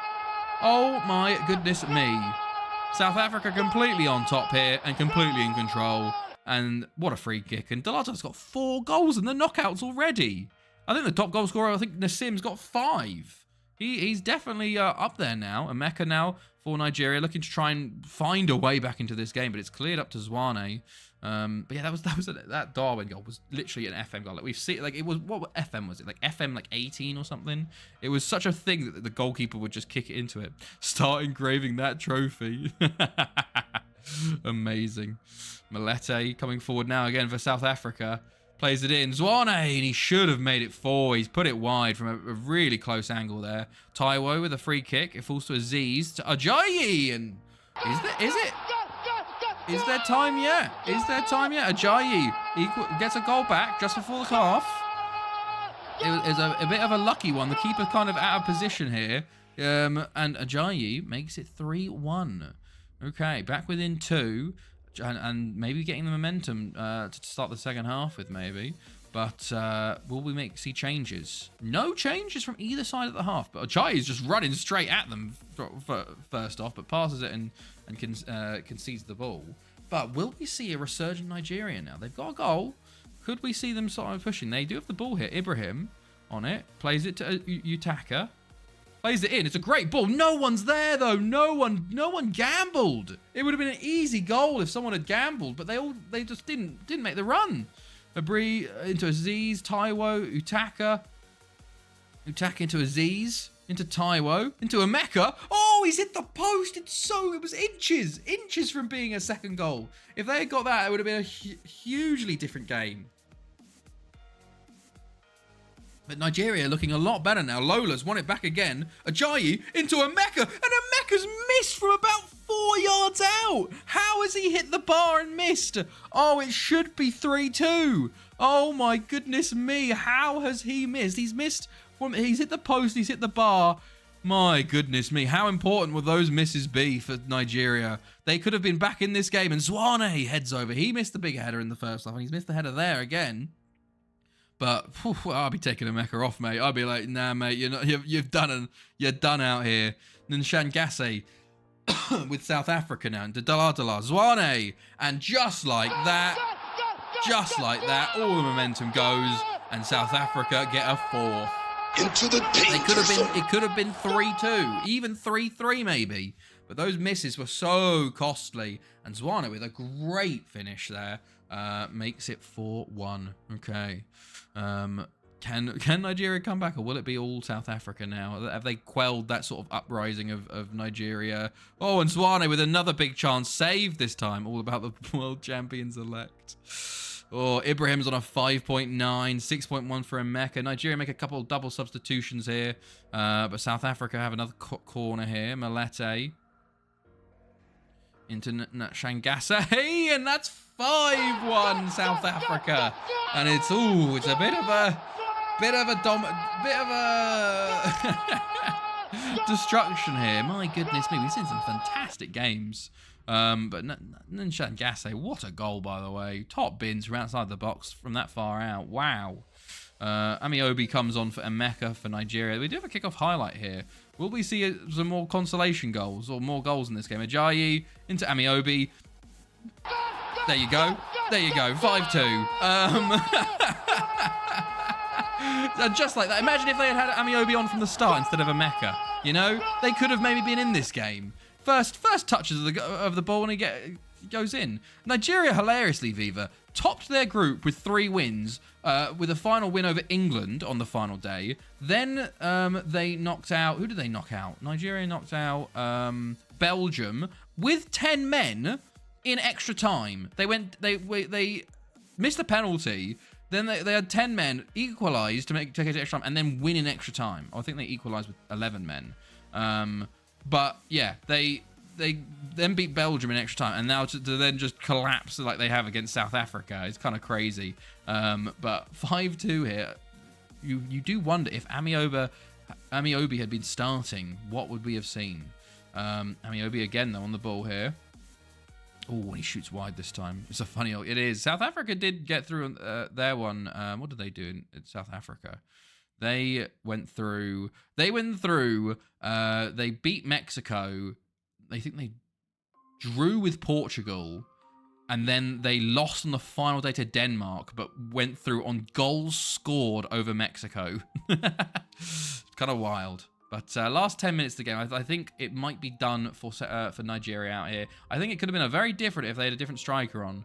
But South Africa got the goals when it mattered. Dalar gets another corner there. Oh no, goal kick. Okay. But this is kind of just, I think, a bit more training. Do a football. Machunu, the Tau, Mabuya. We are guaranteed, though, now. 1 African side in the semis. Will we see 2, though, with Tunisia playing Paraguay tomorrow? We'll be watching that one. Tomorrow in-game, not tomorrow. But tomorrow in-game. Mabuya, Shangase, Malete. Ooh, and puts it wide. Okay. Right, 5 minutes to go. Taiwo free kick over the bar. I was going to say, can we get another consolation run Nigeria here? A couple of substitutions. Wow, it took that long for substitutions for South Africa. Wild. They had made a substitution the entire game. What the hell? But there we go. Going to be 5-2. It was a goal fest. I thought I put 1-0. I did put 3-2 at one point, then I changed it to 1-0. Oh, we still got some stuff. In the end of the day, the real winner is all of Africa.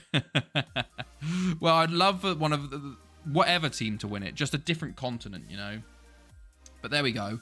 5-2 full time there. South Africa continue onwards into the semi-finals, where they will face the winner of Tunisia versus Paraguay. So there's the points out. Let's get ready for the next one. I think he's now up on the top goal scorers list here.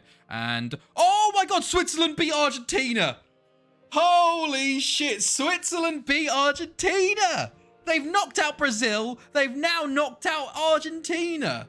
Holy shit. Come on. Come on, Switzerland. Holy shit. My goodness me. I saw it pop up in the ticker. Look at that. Switzerland, Erkenbrecher. Penalty in the 30th, 90 plus 1. 8. They actually played better than Argentina there. So they will be facing the winners of Spain or Netherlands. Oh my goodness. Am I guaranteed champion yet? Spain or Netherlands play, and we also have Tunisia and Paraguay here. But my goodness me. Right, let's get predictions going for Paraguay versus Tunisia. Basically what we want now, what we really want is we want Tunisia to win this, and then we need Switzerland to beat Netherlands or Spain, whoever wins that, you know? Because can you imagine Switzerland versus either Tunisia or South Africa in the final? It's guaranteed new winner. I don't care who wins. I'd love for the African side to win it, but still, would guarantee a new winner, and that's what we want nowadays. Okay, Viva, you're new in? Yeah, you're new in. So we go 2-1. Diego goes 2-1 Tunisia as well. Ard goes 2-1 there. Nizzy goes 4-3 Paraguay. I'm going to go like fucking 3-1 Paraguay. Wilsonia, what you saying for Paraguay and Tunisia? I actually can't believe it. Switzerland are pulling out all the stops. All of the stops. My goodness me. How's the scores looking, Gaffer? We will look at the scores. Let's have a look. So, currently, Ard still top on 15. I'm on 10. 8 for Nizzy, 7 for Wilsonia. To be fair, no one's really... I think bar, like, Svancy and Diego got 3 points. There's been a few 1 pointers, but no real big swings in points, you know? Tommy, you are on 5 out of 6, though. You've done pretty well your points per game, you know? If you'd been the whole time, you could have been up there, but I don't know if there's enough games to get even the points per game, sadly. But right, 3-0 Paraguay, says Wilsonia. Thank you. 3-0 Paraguay. Cool. Right. So back to scouting. So there's a chart. I'm not sure about that either. I think you're a little late to come in. Oh Christ. Okay. Who are all these players here? There was a couple of players here. That I need to add to shortlists. David Iriarte. Sandra Pereira. Are we on to France? No, we're at Sheffield United. What? Maybe we are at France. I don't know. Or at Stoke. With Bergeron subbed off, our oldest player on the pitch is 22. Jesus. That's a bit wild. That is kind of crazy. Oh yeah, Stoke are actually good, which is why I'm getting good players here. But I probably won't be able to sign any of them. But you add them in anyway, you know. Saidi. Matthew Thomas at ABBA. Okay. Shortlist. Does that say 23 to 32 million? Probably not then. What a name that is, by the way. Glenn Murgatroyd. Wow. Okay, lists. Add to shortlist. Okay. Anything else going on? Oh, Naff. Gerard Naff. He's 35 now. Wow. Tovar off to Spain for a season to get his work permit situation continuing on. Okay. Right. Here we go. Paraguay versus Tunisia. Did we see the winners of Spain, Netherlands early? Or are we going to... I think we do. I think they're first up. Zanchi. That one as well. Cardozo negotiation. I had 24. I'm going to reject that. Alamanoff Partiano. I'm just going to fucking loan out Zanchi now because he's getting offers. See if we can get some news from him, you know. Okay. The Ajax thing is very much an FM. Like, the youngest player on the pitch. Okay, lots of loan offers for Zanchi, which is good. Make some good money off of him. German First Division. Paderborn. Salernitana. And Barcelona. Wow, okay. There you go. Easy. Easy stuff. Right, still continuing. I think we might see the game come up here, maybe. We're playing forwards. But no, didn't see it yet. Let's see. Oh, Netherlands are knocked out by Spain. Javier Fernandez with the 2 goals. Netherlands are out. Ard. Unfortunate for you. Kovermans with the goal. For some reason, for some unexplained AI manager reason, they dropped Nassim. The Ballon d'Or winner, current top goal scorer of the World Cup, dropped him, didn't even sub him on. So I guess they deserve it, you know? I guess they deserve that. So Spain will face Switzerland in one semi-final, and South Africa are watching this game here to see who they face in the other semi-final. Let's go. We're going to come out with a Spain-Paraguay final, aren't we? At least at the end of the day, that's not the worst. He shagged the manager's daughter, don't you know? Right, here we go. Paraguay are the favourites here. 4-1-2-3 versus a 4-5-1. And for some reason, they've dropped Ben Nasser.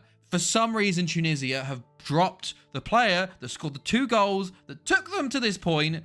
I don't understand AI management in international tournaments. It's bonkers. Absolutely bonkers. But let's see how this goes. It's a 4-1-2-3 versus a 4-5-1. Paraguay in the in the red, yeah, and manager out, and Tunisia in the white, maybe suspended. He was on the bench. They just didn't sub him on because he was in the benches. Godoy, and fouled by Matt Luthi. Okay. Oh, we have watched Ben Nasser, actually. We watched a Tunisia game. And Valiente puts it wide there. Opening 10. Highlight now again for Paraguay as they come forward after winning the ball back here. Valiente on the right. Got a lot of players around him, but still has the ball here. Back to Sandoval. Medina. Am I on key? I'm on extended, thank God. Mora into Godoy. Godoy on the ball into Valiente. And he puts it over the bar. Okay. Paraguay have been the more dangerous of the 2 so far. Garcia into Rolon. Matt Luthi tries to tackle but can't. Fanego into Godoy. And he puts it wide as well. Paraguay not been the best of shooting on target, but they are getting lots of shots. Valiente, wide again. But I don't think Tunisia can live like this the whole time. They're going to be a bit... one's going to go in eventually, you know. One's going to hit the target eventually. And another highlight for Paraguay again. Coronel into Fanego. Over to Godoy. Over to Valiente, who takes it down and plays it in. And Coronel at the back post. And that's 1-0 Paraguay. And it was coming. It was coming.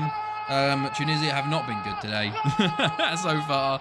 Maybe this will change things. Valiente takes it down there. Has both defenders over and completely unmarked to the back post. Coronel makes it 1-0. And there we go. Okay, Valiente now coming forward again. Just puts it wide. Okay. Half an hour gone. Jamal into Salhi. First chance for Tunisian Abez. Oh, it was an open goal. It was pretty much an open goal. It was just blocked on the line by defenders. Huge defensive stop from Paraguay and a big chance miss for Tunisia there to level things up. Salhi in the box again. It seems to have woken them up, and Rashel with a save there. It seems like Tunisia have woken up. Couple of chances here and there. They play the ball in. It falls and is cleared by Garcia. Rolon will actually get this for Paraguay, but highlight over. As halftime approaches, I think Tunisia have woken up a bit. They bring on Ben Nasser for Abez. So who would have thought they've gone 4-4-2 and bring on the player that got them here. So at least they're doing more than Netherlands and actually bring on their top... I don't know if he's their top goal scorer, but did score in the previous round to get them through, just like Nassim did. So let's see if they can sort of come back. It's still only 1-0. Nearly 2-0, but 1-0 currently. Half an hour to go now. Not many highlights at the moment. Paraguay make a double substitution here. Paraguay just sort of stall out. Tunisia make another substitution. Sorry, not to Paraguay, Tunisia. Tunisia make their final, and so do Paraguay. Caballero comes on there. 20 minutes to go, 50 minutes to go. There's been no highlights at all here. What's been going on? Paraguay have shut up shop, it seems. Okay, free kick for Tunisia. Starting with the goalkeeper, moving it through Jamal into Matt Luthi. Jamal cleared again. Caballero, counter-attack maybe for Paraguay coming forward now. Caballero into Godoy. Worst thing about Chelsea game is the equaliser score by Fernandes. That prick. It's always I said it was gonna be a mistake by someone when we're 2-0 up, and then we're gonna capitulate and make it 2-2. You know, it's just the usual. But no Chelsea talk. No Chelsea talk. We got good talk here, and there you go. And sadly, that is 2-0 Paraguay. We are not guaranteed a All-African Cup semi-final here as Caballero lays it off to Coronel with a fantastic finish, to be fair. Tunisia were much better in this half, but still unable to get the goal, and Paraguay were able to, and I think that probably is Paraguay into the semi-finals to take on South Africa. So it's funny that we've got to, it's been such, like, it's a good World Cup when we're saying that Paraguay getting to the semi-finals is the bad option, you know? How do you get them sounds the goal one?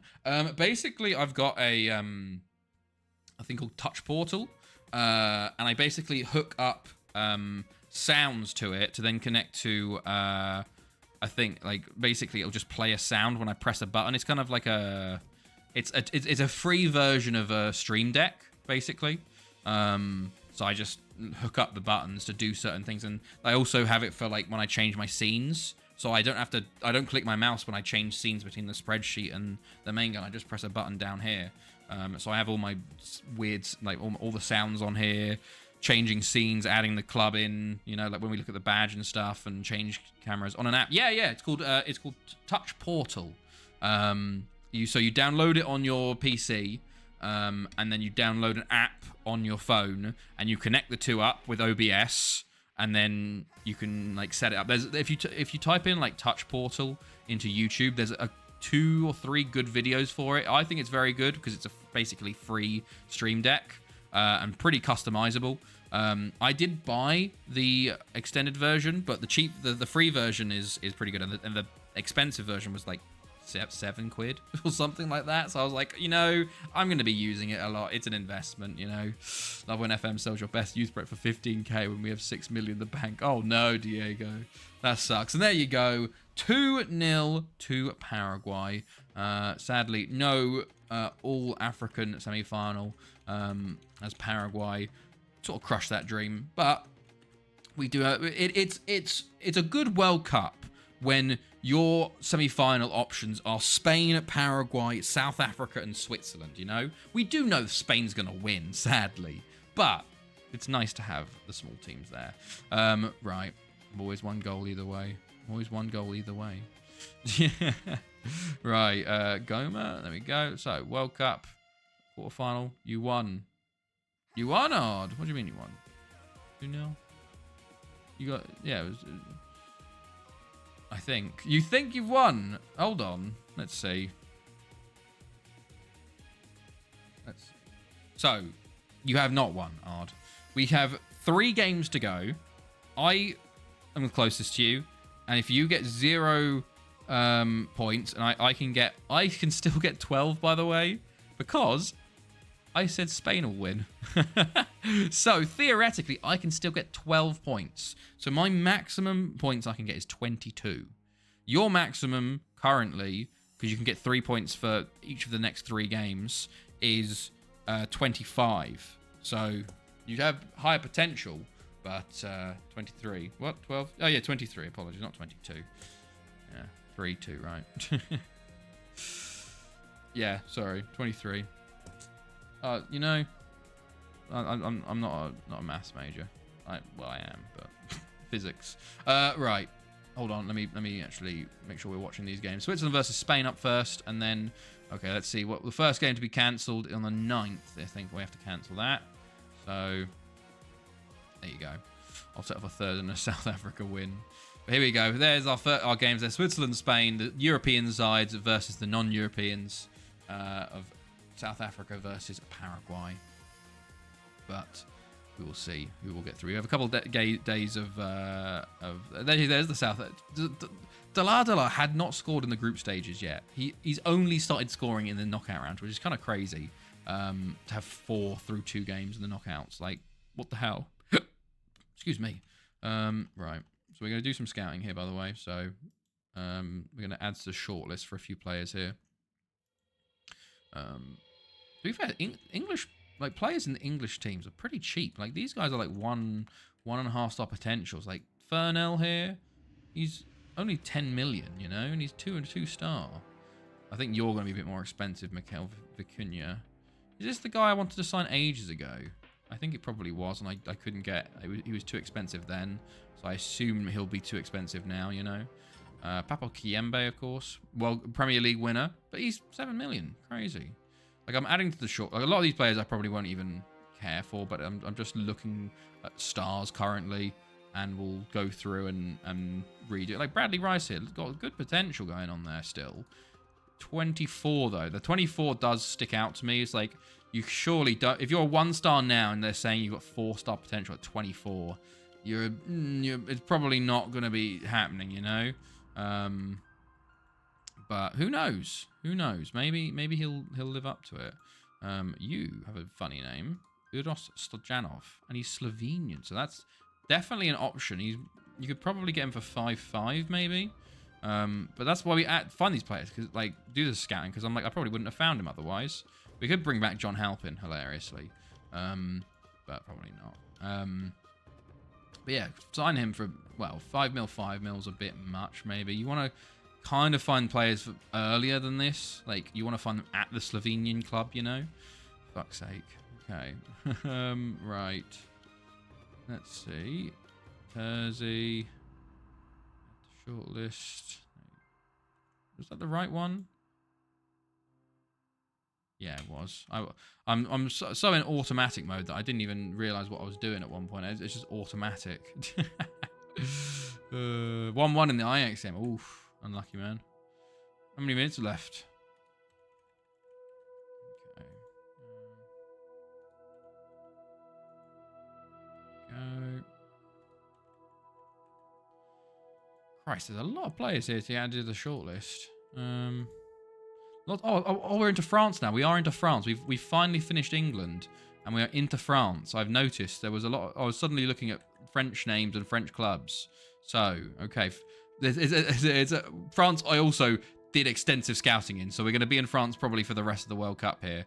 But there's a lot of 90+3. Oof, unlucky man. There's a lot of potential in France, I would say. So, see Sidibe here. This is a really good player, but he's French currently. I wish he switched to his second nationality because then I could sign him. I can approach to sign you. Interesting. I haven't got you on a contract yet. That's very weird of them. Okay. No, Alonso. Okay, we're nearly there. I think I've got another 2 days to get through though of this, so... Right, Switzerland versus Spain. Let's get predictions now then. Let's start doing predictions of Switzerland versus Spain. The first semi-final here. Switzerland versus Spain. I think it's going to be a 2-0 Spain victory. God, more. That's an odd bid, no.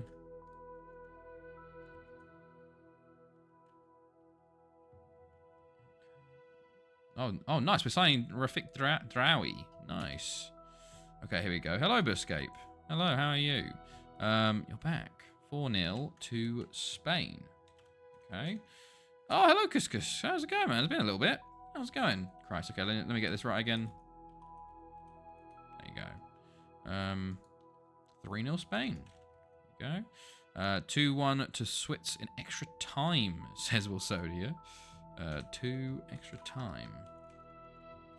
Okay. Nizzy goes to the 1-0 to the Swiss. Ard goes... I love couscous. Ard goes 2-1 to Spain. Oh, Christ, my headphones are going to fall off. Diego, Viva, if you're about. What you're saying. Good stuff.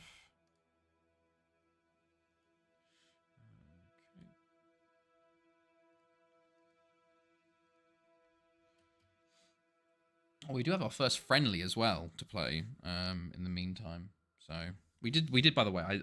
I've missed it, but I'll go back to it once we continue through this. We did sign her out. Okay, 2-0 to Spain, says Diego. Okay, I'll put that in for you. You won't see it, but it's put in. Go. Yeah. Oh, Cabello did sign a new contract. Nice. Here you go. Dry Ice signed for us our Moroccan midfielder. Looks very good. I've also tried to loan list him. No one's bid, sadly. Oh Christ, there's some older players here. I don't need to. Oh, we're okay. Yes, as you can see now, we are looking at each individual club now. So we are looking at FC Metz currently. John Harkes. Isn't he the American? I think he's the American. Luigi Ferrari. What a name. How you can't get more Italian than Luigi Ferrari. Like, come on, man. What are his parents doing to him? That's good stuff. Luigi Ferrari. Tommy goes 3-1 to Spain. Okay. There you go. That's in as well. Luigi Ferrari, man. Fuck's sake. Weo. Alright, okay, now we're looking for younger players again, so we're not really looking for anyone above a certain age. Adam Keza. Tekyan. Oh! Armenian. Nice. Full Armenian as well. Wow, where did Bordeaux get him? From Wow. Should I be scouting Punic? He was actually smashing it there. Fair play. There is a few players in Armenia. We'll give him a scout, you know. That's kind of crazy, though. Fair play.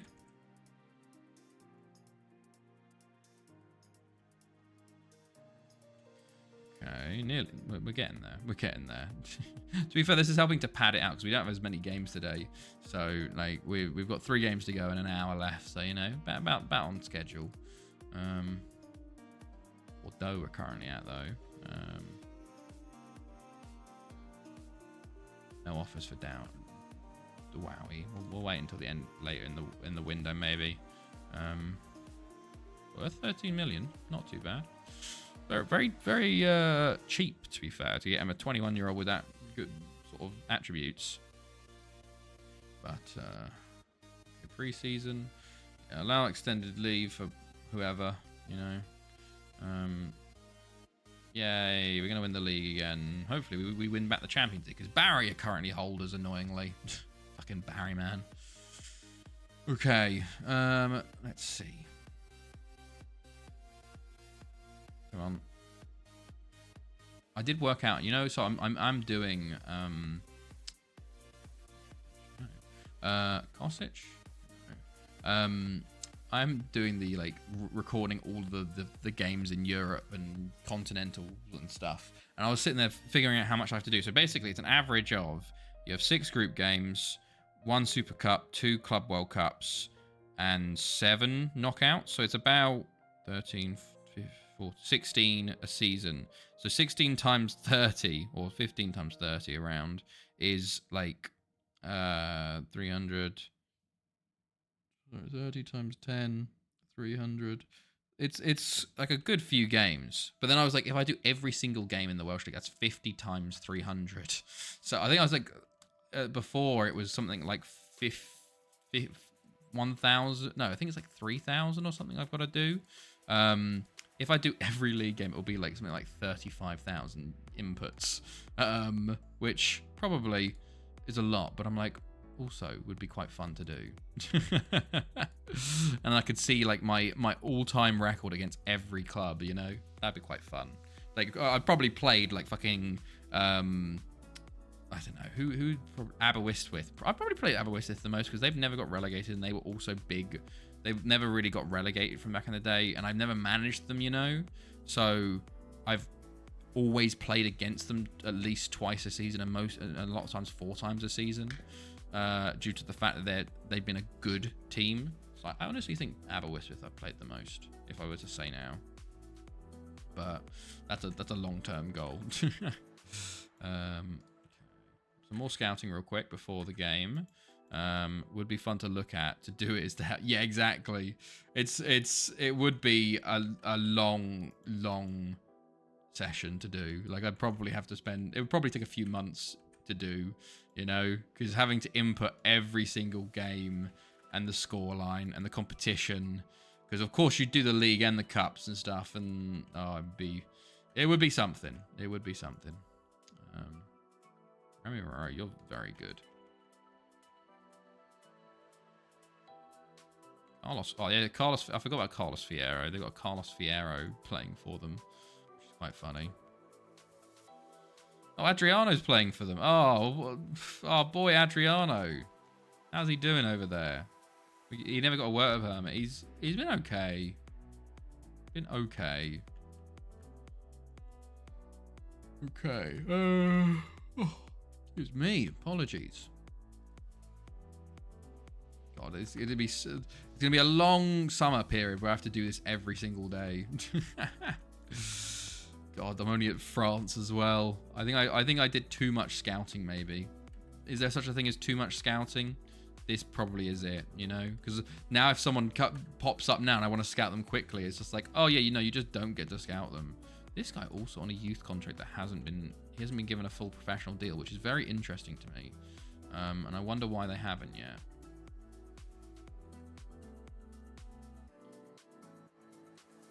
Jimmy Duval. Okay. We're nearly there. We're nearly there. Okay. Should be game day today. Here we go. So let's see if we can see Switzerland in a World Cup final. Please, Switzerland. That's all I'm asking. You've beaten Brazil. You've beaten Argentina. This is your time. This is your time. Here we go. So Spain are favourites. It's a 4-2-3-1 for Switzerland in the white. Erkenbrücker, Breggy, Naf still playing Steiner for Barry. Dennis Silva, our former boy at left back. Drevkovsky, former boy at left back on the bench. Spain, 3-5-2. Bayern, our current boy. I'm sorry, Bayern, I'll have to go against you, fella. And I think that's it. So, red for Spain, white for Switzerland. Off we go at this World Cup semi-final. Who will be the first team to make it into the World Cup final for this division? And Erkenbrücker with a very big chance early on. My goodness me. Forcing a big save out of the Spain keeper, Fernandez, very early and showing intention early maybe. And Breggy's on it again. Erkenbrücker to Arapi, to Jaho. And he's hit the side netting. Big chances Switzerland early already. But no goal. And that, how important will that be? Sometimes you do see a team gets a few chances right at the start of the game. They don't take them and then the other team takes over. But will Switzerland be able to continue this sort of pressure and maybe score a goal? Erkenbrücker again on the ball. Tackled by Spain. It's cleared, but only to Conte. Steiner. Erkenbrücker. Erkenbrücker tries to play it in. It's blocked. Naf. Steiner. Back to Naf again. Into Steiner. Into Arapi with a shot. I thought it was going to go in for a second, but it puts it over the bar. Spain corner. Falls to Anton. Back to Alonso. Plays it in again to Anton. And he puts it over the bar from his header. Okay. Spain now moving more into it now. Mass on the ball. Bayern on it for Spain. Tackled by Jaho, though. Carlos with a free kick. Very close. Goes over the bar there. Free kick. Goal kick highlight here from Ackermann. Up to Erkenbrücker, but falls back to Spain, although Switzerland have it again. And Erkenbrücker nearly just a little bit too far there. The goalkeeper did get it, and Spain come forward again. Alonso now. Back to Anton. Anton comes forward for Spain. Alonso. Into Juan Carlos. Anton. Erkenbrücker tackles, but falls to Diaz for Spain. Anton again. Juan Carlos. Back to Diaz. To Anton. Over to Bayern. To Mass. Back to Bayern. And it's hit the bar. I think it was saved and hit the bar from the Swiss keeper. A crucial touch and crucial save from the Swiss keeper keeps the Switzerland goal ungoalified. I was going to say unsullied for a second, but I was like, Ackermann with another big save there. Plays it out to Deshay Silva. Steiner. Back to Dennis Silva. Goes down the line, but it is intercepted by Spain. Spain definitely more in control now since that opening salvo, and it's kind of like, should those chances have been scored, you know? And Bayern's in again, and Ackermann with another big save there. Spain definitely in control with a corner now. 20 minutes gone. Alonso plays it in. It's cleared. Carmona on the ball. Carmona still. Alonso plays it into Mass at the back post, and Ackermann with another save. And it's starting to get a bit worrying for Switzerland. They're kind of under the cosh a lot now. Every time they get the ball, they just give it straight back to Spain, and they come forward again. It's just like they need to let the pressure off a little bit, get hold of the ball a bit. Bayern on the ball on the right into Alonso. Alonso on the ball, and he shoots wide. Okay. Quietens down for 3 minutes. Juan Carlos free kick hits the bar, and no one's there for the rebound. It's out for a corner to Spain. Spain pushing very hard. Can Switzerland weather the storm, or will Spain find their opening? 10 shots now for Spain compared to the Switzerland 4, which were all in those opening 10 minutes. Bayern in the box, and it's tackled by Deshawn? I don't know. And cleared by Silva. Okay, 27 minutes gone. Spain throwing again. They come forward again. Anton into Alonso, to Mass, to Bayern. And it's a great block from multiple Swiss players. Another corner Spain. 4th of the night for them. Alonso to play it in. Plays it in. It's only got to the front post, and Bollinger heads it back towards him. Alonso, Carmona. They try a different tact. Carmona comes forward this time. Carmona on the ball. He's tackled. Arapi gets it to Breghi. Will there be a counter-attack maybe for Switzerland? They haven't had a chance to go forward yet, but Jaho literally just gives it straight back to them. Throw in Switzerland now. They throw it back to them, but Silva's got it to Steiner. Steiner on the ball. Into Arapi, and he turns and shoots. But it's straight at Fernandez, and they need to get some better quality chances than that if they're only going to get one chance. Arapi is injured for Switzerland, though, so Bula comes on to replace him. How important will that be for Switzerland as Spain come forward again here? 10 to the half. Bayern. And Ackermann with another big save there. Huge, huge save from Bayern there. It looked like it could have been a big chance, but Bollinger plays it to Naf. Switzerland, another throw. Back to Bollinger. And Anton will intercept for Spain. And will they have a counter-attack on here, maybe? Anton held up for a little bit. Moreno will clear, and they do get out of it. And now they're counter-attacking. Carmona on the right. There was a good switch of play. Carmona plays a great ball in, and Bayern makes it 1-0. 5 before the half. The worst times you can see for Switzerland, especially when it was their throw-in. And Spain have come up down the other end. Carmona puts a great ball in, and Jordi Bayern, the Thanethi man, proves why he plays for Thanethi and gets a goal, much to the pain of his manager, who wants a small nation to win a World Cup because he has a weird allegiances with the nations, you know. But into the second half now. Can Switzerland sort of play a bit better maybe this half? They had a good first 10 and then completely sat off Spain, really. Can they turn on? It's only 1-0. There's still a chance to get back in it, but we'll have to see what happens in the second half. But Spain come forward again here. Carmona into Alonso, to Bayern. Ackermann with another big save. Alonso keeps it in, but he's tackled by Silva, and up to Breghi, but it's intercepted again. Alonso. It's funny because Spain scraped through their group with only a win against, was it DR Congo? Ghana on the final day. No, that was Belgium. Spain, what did Spain do? I need to look at what Spain did. The Shays. Carmona into Alonso again. It's still all Spain this second half starting. Switzerland made no changes currently, and it's not worked not doing anything, you know. If you don't change anything, nothing's going to change. The result's not going to be any different, it seems. Okay, Buller potentially on a counter-attack, but all the Spain's back anyway. Breghi comes forward, though. Maybe there's a chance. Breghi with Switzerland into Steiner. Steiner back to Naf. Naf on the ball into Conte.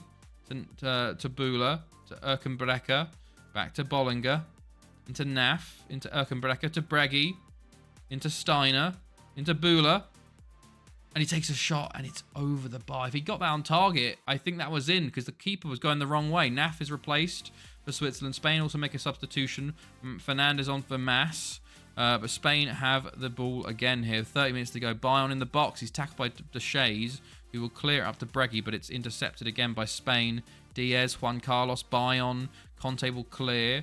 To Carmona, though. Carmona plays it to Alonso, who plays it off to Diaz, who's tackled by Bula there, and maybe a counter-attack here. He's driving forward through the centre, driving forward into Erkenbrecher, who just literally immediately gives the ball away. And Fernandez is now in for Spain, and it's a huge chance missed. Savonin has been taken off, and Fernandez injured for Spain here. but they do have a substitution. Irureta comes on for them. Corner to Switzerland. And, oh, Deschamps hits the bar off the header. So close to an equaliser for Switzerland there. My goodness me. That was a thunderous header, but just hits the bar there. 20 minutes to go. Still 1-0. So Switzerland still just need the one goal. Spain got to be sitting a bit nervous. It's Bayern's in, and it's a great save again from the goalkeeper for Switzerland. Definitely keeping them in it, but he needs his strikers or at least his attackers to get a goal to take him to extra time at least here. Carmona for Spain though. Martinez, 15 minutes to go. Juan Carlos, Diaz on the ball into Carmona, to Martinez, through to Bayern. Bayern is tackled by Deschamps again, but he's lost the ball. Deschamps just winning it back again and again. Steiner now for Switzerland. Steiner pushing forward to Bühler. Bühler into Breggy. Breggy coming forward now. Not got much support. He's going to take a shot himself. It falls to Southern in, but he takes too long. He had a clear shot, but he just didn't take it before he was tackled.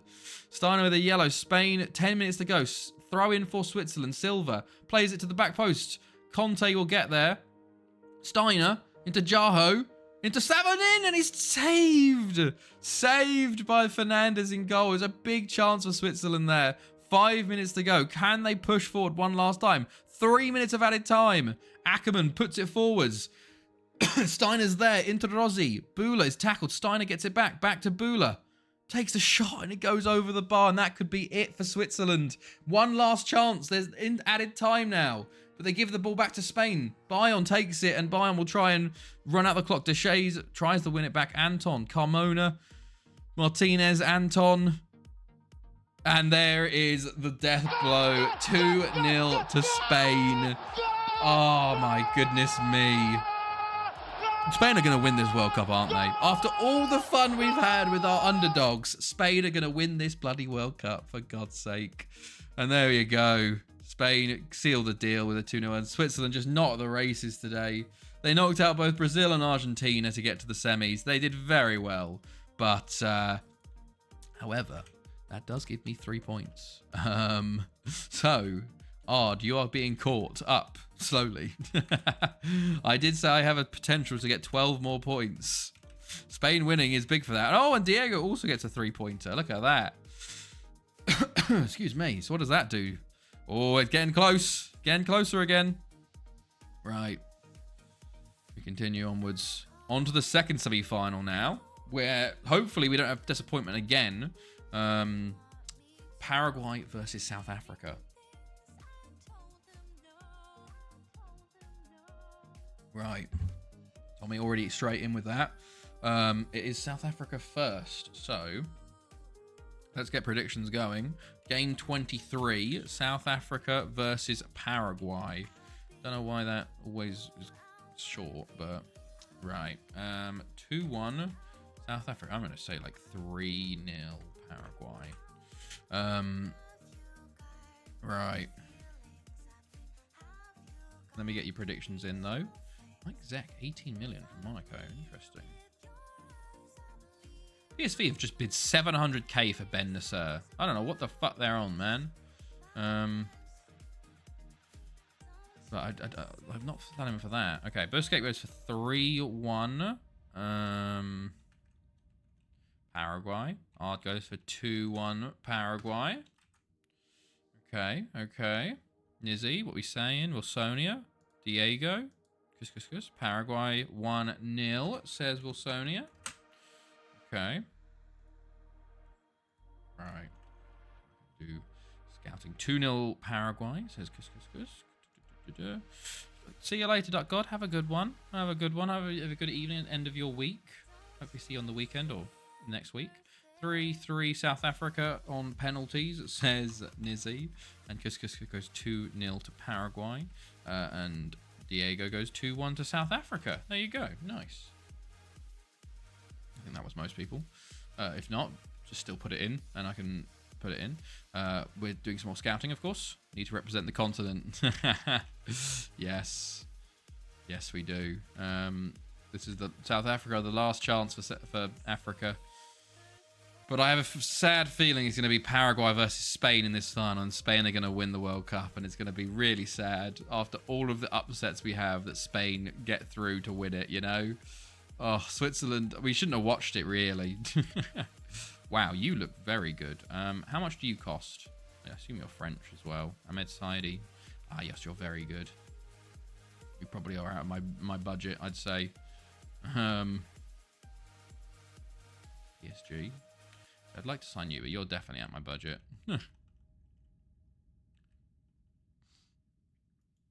Oh, Carmona. There's Carmona, the Spanish mid-winger.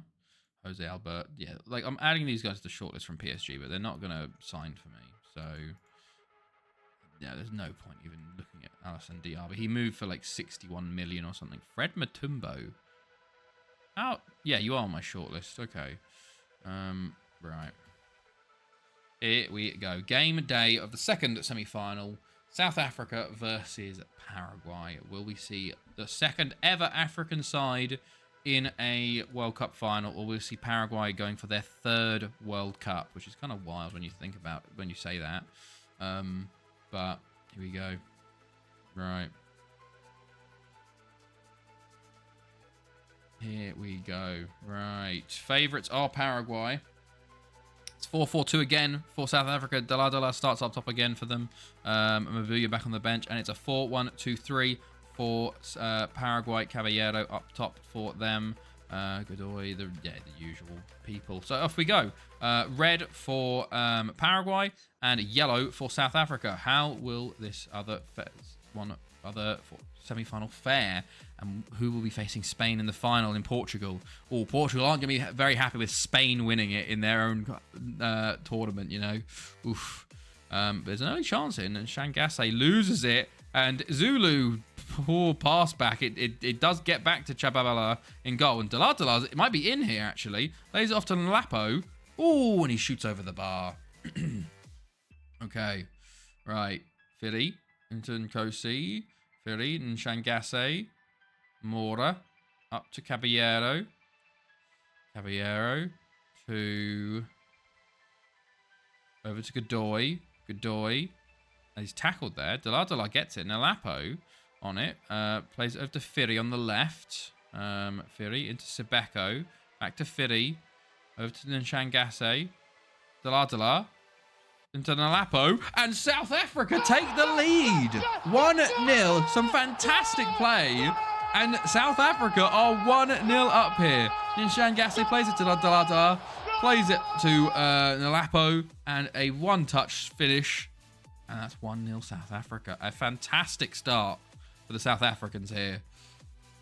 Now, will Paraguay respond? And they do have a corner here. It falls to Cantera. It's blocked. Back out to Rolon. Sibeko tackles him there and actually keeps it in. And he's going to try and play it. But just gives it back to Paraguay. In reality, could have maybe just let it go out. And Rolon is in. And there is a offside goal.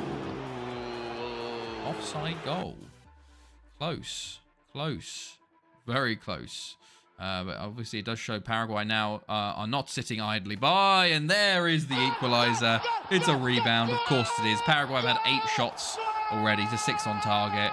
And Chabalala can only parry the first one. Paraguay equalise up there on the 23rd minute. Rolon plays it into Fanego. It's a good strike. It's a good save, to be fair. But Acosta is right there. And, of course, the striker will always... The attacker will always react quicker than a defender on a rebound. So, okay, let's see how South Africa handle this now. Caballero into the box again. It seems like Paraguay have woken up fully. Oh, yeah, they got Bagardo. I keep forgetting about Bagardo. Acosta on the ball. Plays it into Firi. It's hilarious that no matter what, we will have a winner from Thanethi. Either it's going to be Mabuya, Bagardo, or Pion. Firi going forward with it. Switzerland, we wouldn't have been, actually. And then Shangasse, Sibeko. Into Dala, over to Machunu, plays it into Shangasse, and he's been spared his blushes by the offside flag, but he should have scored. Okay, it's gone a bit quiet now. 5 to the half. There's a throw in here. Just scored a 99th minute pen, 3-3. In the Chelsea game. Of course, we went 3-2 down. Don't say anything yet, because we'll probably concede in the 101th minute, you know. So, kind of the usual stuff. Acosta going forward again. Acosta into Rolon, and okay, puts it way wide. And 1 minute of added time. Okay, half time. South Africa change it up a little bit. with Malete coming on for Fiddy on the right wing. And he's currently on the ball now. But, okay. Right. Shabalala plays it up to Mashunu. Intercepted by Paraguay, though. Caballero, Fanego. Fanego on the ball into Rolon, and he's offside. Puts it over the bar anyways. Okay. South Africa have only had their one shot on target, by the way, from their goal. So they need to step it up a bit, maybe. Tau into Machunu. Back to Tau in their own box. They try and play it forward, but Bogardo's got it for Paraguay. Godoy. They've penned them in a bit here. Costa, the goal scorer. Godoy, Fanego. Rolon beats his man, and Chabalala will save. Okay, Mabuya's on for South Africa now. Paraguay corner. Rolon to step up, plays it in, and it's headed way wide by Velasquez, but Paraguay definitely seem the more dangerous currently. Caballero into Acosta, over to Diaz. Diaz plays it in, and it's cleared initially. Godoy gets on the edge of the box, though. Shot is blocked, and Fanego's shot goes wide. Okay. Chabalala. Up to Machunu. Acosta. Acosta on the ball. Over to Godoy. Back to Diaz. Plays it into Caballero. It's cleared initially, only to Fanego, though. It's been all Paraguay this half. Fanego into Caballero, Chavala, and it's another rebound goal. Rolon puts Paraguay 2-1 up. Oh my goodness me. Fanego into Caballero, Chabalala, Rolon. United, lol. What's United like? Is that from the 99th pen? There you go, Rolon. Oh, Masomi comes on for free. It's the two rebounded goals, you know. It's the two rebound goals which hurt the most. The keeper's made the first save. Oh, and never mind. It's now there's a normal goal. And it's gonna be Spain Paraguay 3-1. Spain Paraguay in this final. So sad. So sad. South Africa has gone as far as they can. Caballero, there you go.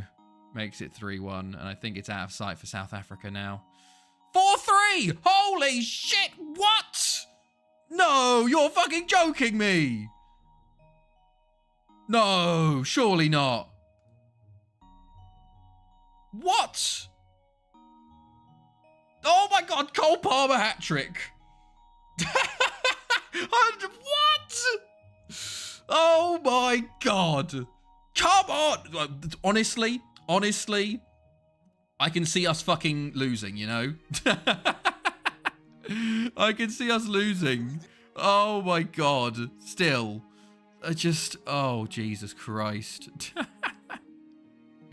Oh, fucking hell. How? 4-3. Are you joking? Are you actually joking? What? Is it going to go to VAR? Man United, the new Spurs, blow the fucking whistle. Oh. Chelsea win. The Europa Conference League is back on, lads. It's back on. Oh my fucking god, man. 90 plus 10, 90 plus 11. Holy shit. That's fucking ridiculous.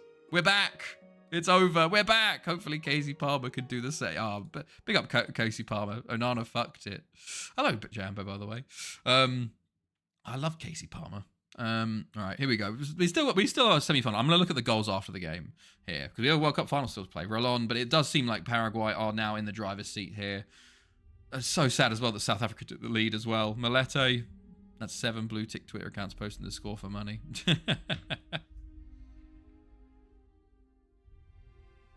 In other news, South Africa. Honestly, they did so well to get so far. It just seems like Paraguay are just incredibly good as well. Like they've destroyed teams to get through here. Like I think that only we'll have to look at what they do. Okay, Bogardo's come off there. Although 50 minutes to go, if South Africa get a goal now, it could be an interesting last 15. But they've lost the ball and Paraguay come forward. How the fuck have Chelsea won 4-3? It's beautiful. Whoa. God, what a ridiculous game. It should have been easy when we were 2-0 up, but you know, Chelsea can't do it any sort of way. But that is actually huge for fucking Europe. Okay, 10 to go. Acosta. Chabalala tips it over. I think this is gonna kind of just foregone conclusion, sadly. But South Africa did so. It was so sad that we did so. That it was so good, and we're going to end up with Spain, Paraguay. But realistically, even Paraguay getting in the final is pretty big. And there you go. Going to be full time 3-1. Did I put 3-0? Oh, I put 3-0, didn't I? Fuck. I should have put 3-1. God damn. I think that'll be it here. Let's have a look. Yeah, 3-1. And Paraguay will be meeting Spain in the final. Some people did put 3-1 though. 1 point, 0 power, 1 point. Not 2 points, 1 point. 3 points for good escape there. 1 point, 0 points, and 1 point. Some blue tick account pin tweet is begging people to follow him. What a sado. Right, let me go check the fucking goals and shit. Because what the fuck, man?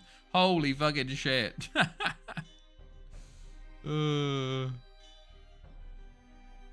Jesus Christ. That is just ridiculous. Cole Palmer, man. Oh, Cold Palmer, man. Oh. That is just ridiculous.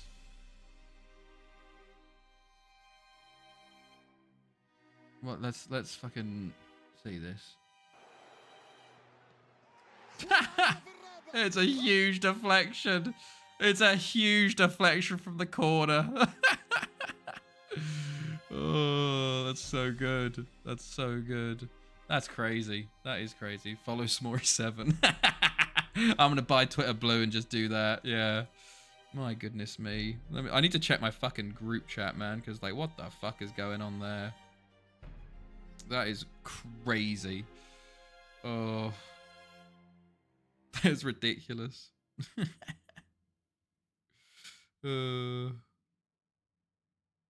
Goodness me.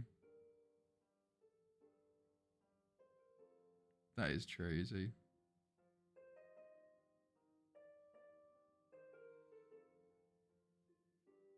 God.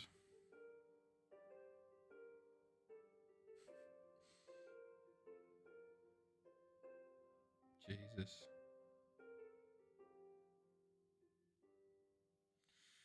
Right. Okay. Right. Let's get ready for... Apologies, I need to just check some things. Let's get ready for the World Cup final, which will be Spain versus Paraguay on the 13th, which means, sadly, sorry, Ponte Preta, we won't be playing our friendly because I need to go watch the World Cup final. And it also means 4 days of bloody scouting, so apologies on that. But there you go. Oh, Corcoran joins on the 15th there as well. But my God, man, what a ridiculous game. What a ridiculous game. That's crazy. That is crazy. Right. Okay.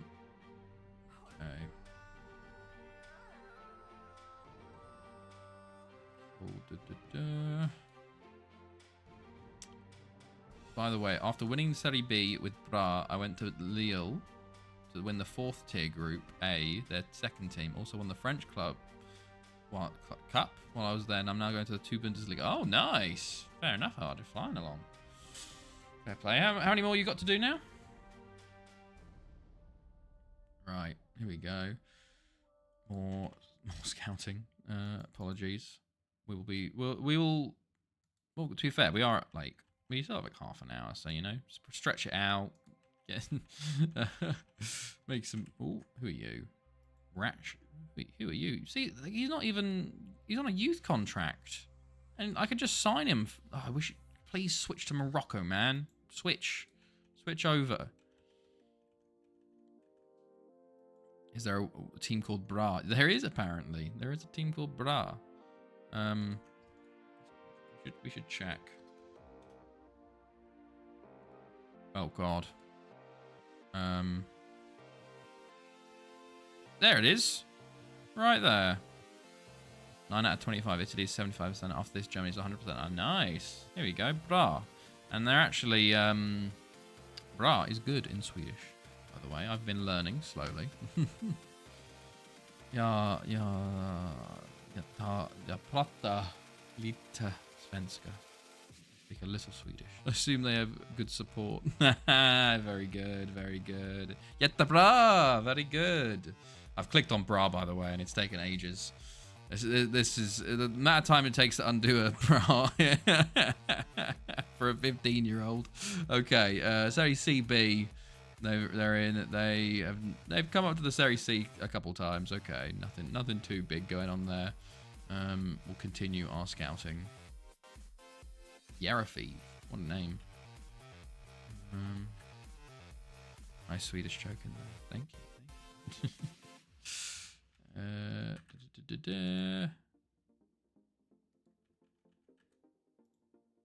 Okay. More scout. We're just like we don't have time. We're just going on attributes at this point, and I can redo this in the summer, but this is probably like the biggest scouting session I've done since the penny, no, maybe not the penny bond days. I remember when I was doing on FM14, because FM14 was glitched. Basically, no one would want to join me, so I would genuinely sit there for 8 hours. I think I remember remembering 8 hours one time, and I genuinely just scouted for 8 hours. That's all I did. And I remember, like, after that 8 hours of scouting, I signed like 5 players because no one wanted to join me. I was in the trenches in FM14, man, because it was such a weird glitch where like no one was interested in signing for a Welsh side, even though we were making semi-finals of Champions Leagues every other season. You know, it was crazy. Okay, we got Amber Western bid for Selic. Interesting.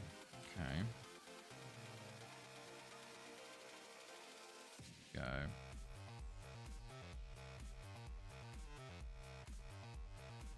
Let's see. Right.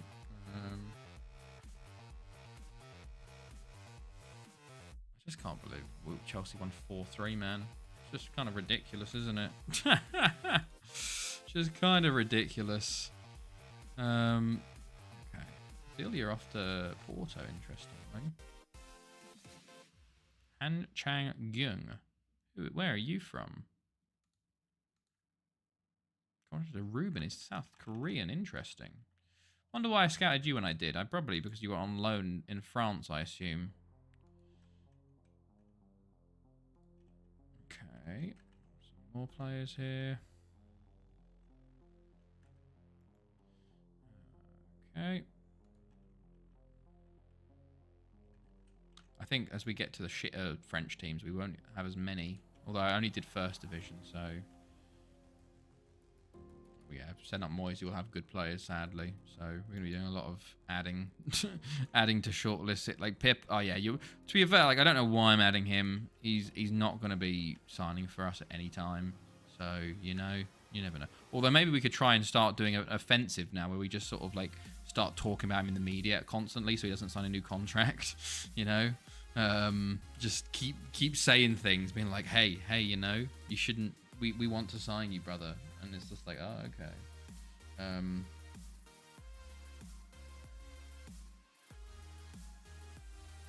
Right. Let's also go. It's not Moisey make a bid. Akamoto bid. Sada new deal. Okay. Right, a couple of days, and then World Cup final time. Spain, I guess we're now up for Paraguay, I guess. We wanted Paraguay to win 3 Champions Leagues now, which is kind of crazy. I didn't even know Ndai was going on loan to Tom Pentra. But sure, go on loan to Tom Pentra, fella. Realistically, you should be sold, but, you know, things happen. Okay. Right, we have another friendly. I don't even know what happened in our first friendly, honestly. I don't think I checked properly. 2-2. I guess I don't have a tactic currently, which is not good actually for the start of the season because I kind of need to focus on doing a tactic. Okay, right. 1 day away. We're nearly there. I think a couple of days of scouting, and we should be fine. Let's just quickly do that as well. Yeah, Captain Tommy's going to be back playing a libero. He was the one that was our libero last time when we played a libero. Our first ever... Was it for... No. Was it actually our first ever Champions League was with a libero? It might have been. No. I don't think it might have. I think the second one was a libero. We won 3. We've won 3, lost 2. I think is the current record of Champions Leagues for us, and both fucking losses have been to Barry. Fuck's sake. Ugh. Just typical. I genuinely think it's because they're higher rep than us. Was it Monaco you beat with a sweeper? I think so, yeah. I think it might have been. I genuinely do think it's because Barry is still considered a higher club than us. So, like, we just completely collapsed versus them in the final. Like, we just didn't play very well after we've been playing very well all season. I think that's one of the reasons. So until we suddenly rep them, I think we're going to have issues still every once in a while, you know? Because I think the ultimate test for a tactic is Barry, which is interesting. Who are you? Who are you? Hello? Free transfer? Under transfer bid? Okay, you're probably going to go to them on a free then. I can quickly look, actually. Champions League. Past winners. Christ. Yeah, I think it was Monaco. And then, so that was Libero, and then that was 2 centre-backs, and then that was FC Metz, the first one. And it took ages for us to win it again, and then Barry just knocked us out. Crazy. Right. Continue going through. We have a lot of our affiliates in the opening qualifying rounds there. Well, I'm using a year for a contract to join after the season started and delayed it until after the cup final event. I will join at the end of next. Oh no! Oh no!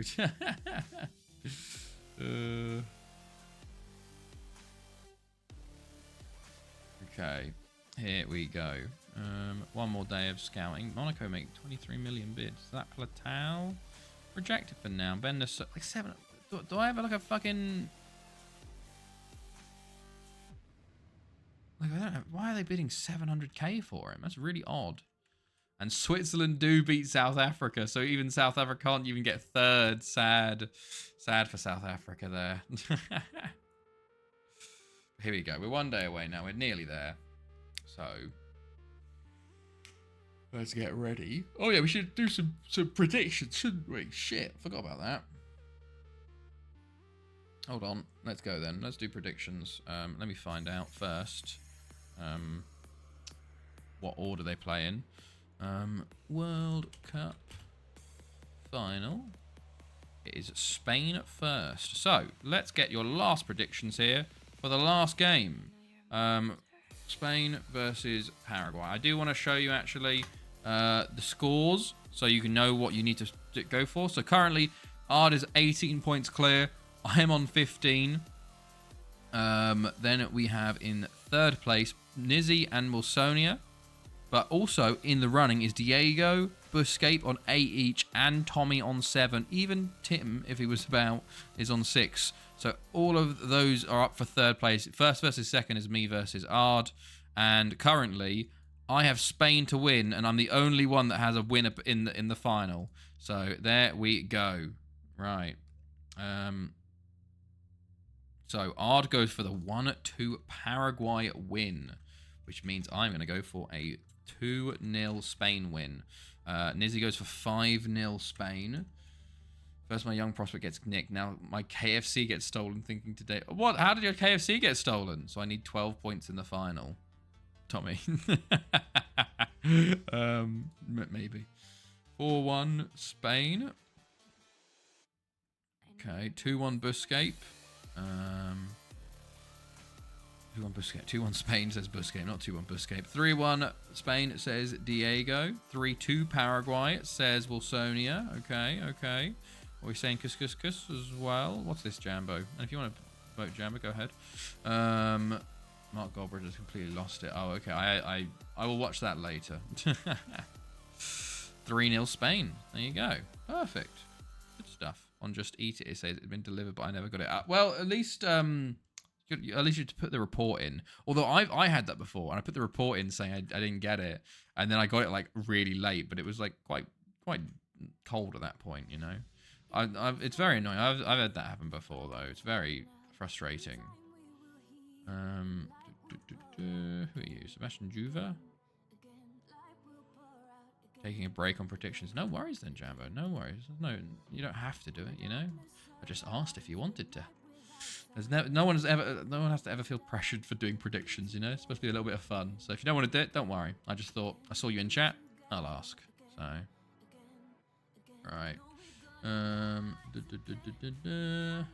Anybody here? The last scout that we have to watch me go through and add random people to shortlist that you don't ever see, and you probably won't ever see again.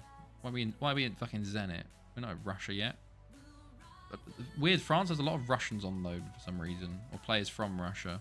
As I was saying, you know, yeah. Oh yeah, no. I'd rather you say rather than just say nothing, you know.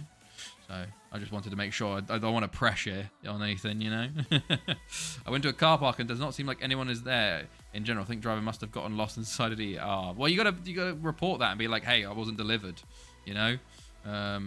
Okay, Kostic, landline takeover. Here we go. Oh, Uche signs for Villarreal. There you go. He'll probably do pretty well there. It just wasn't that our quality for us.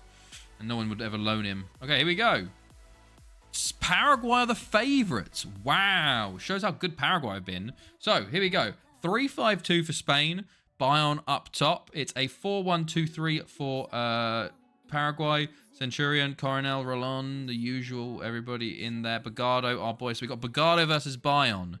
Two Thanethi players in the World Cup final on either sides. White and blue for Paraguay, red and everything else for Spain. Hold on. Let's go. Of course, we got to do TV for the finals, you know? Got to do TV for the finals. Get this down. Okay, right. This is right. Mass on the ball. Early for Spain here. Plays into Bayern. Bayern early.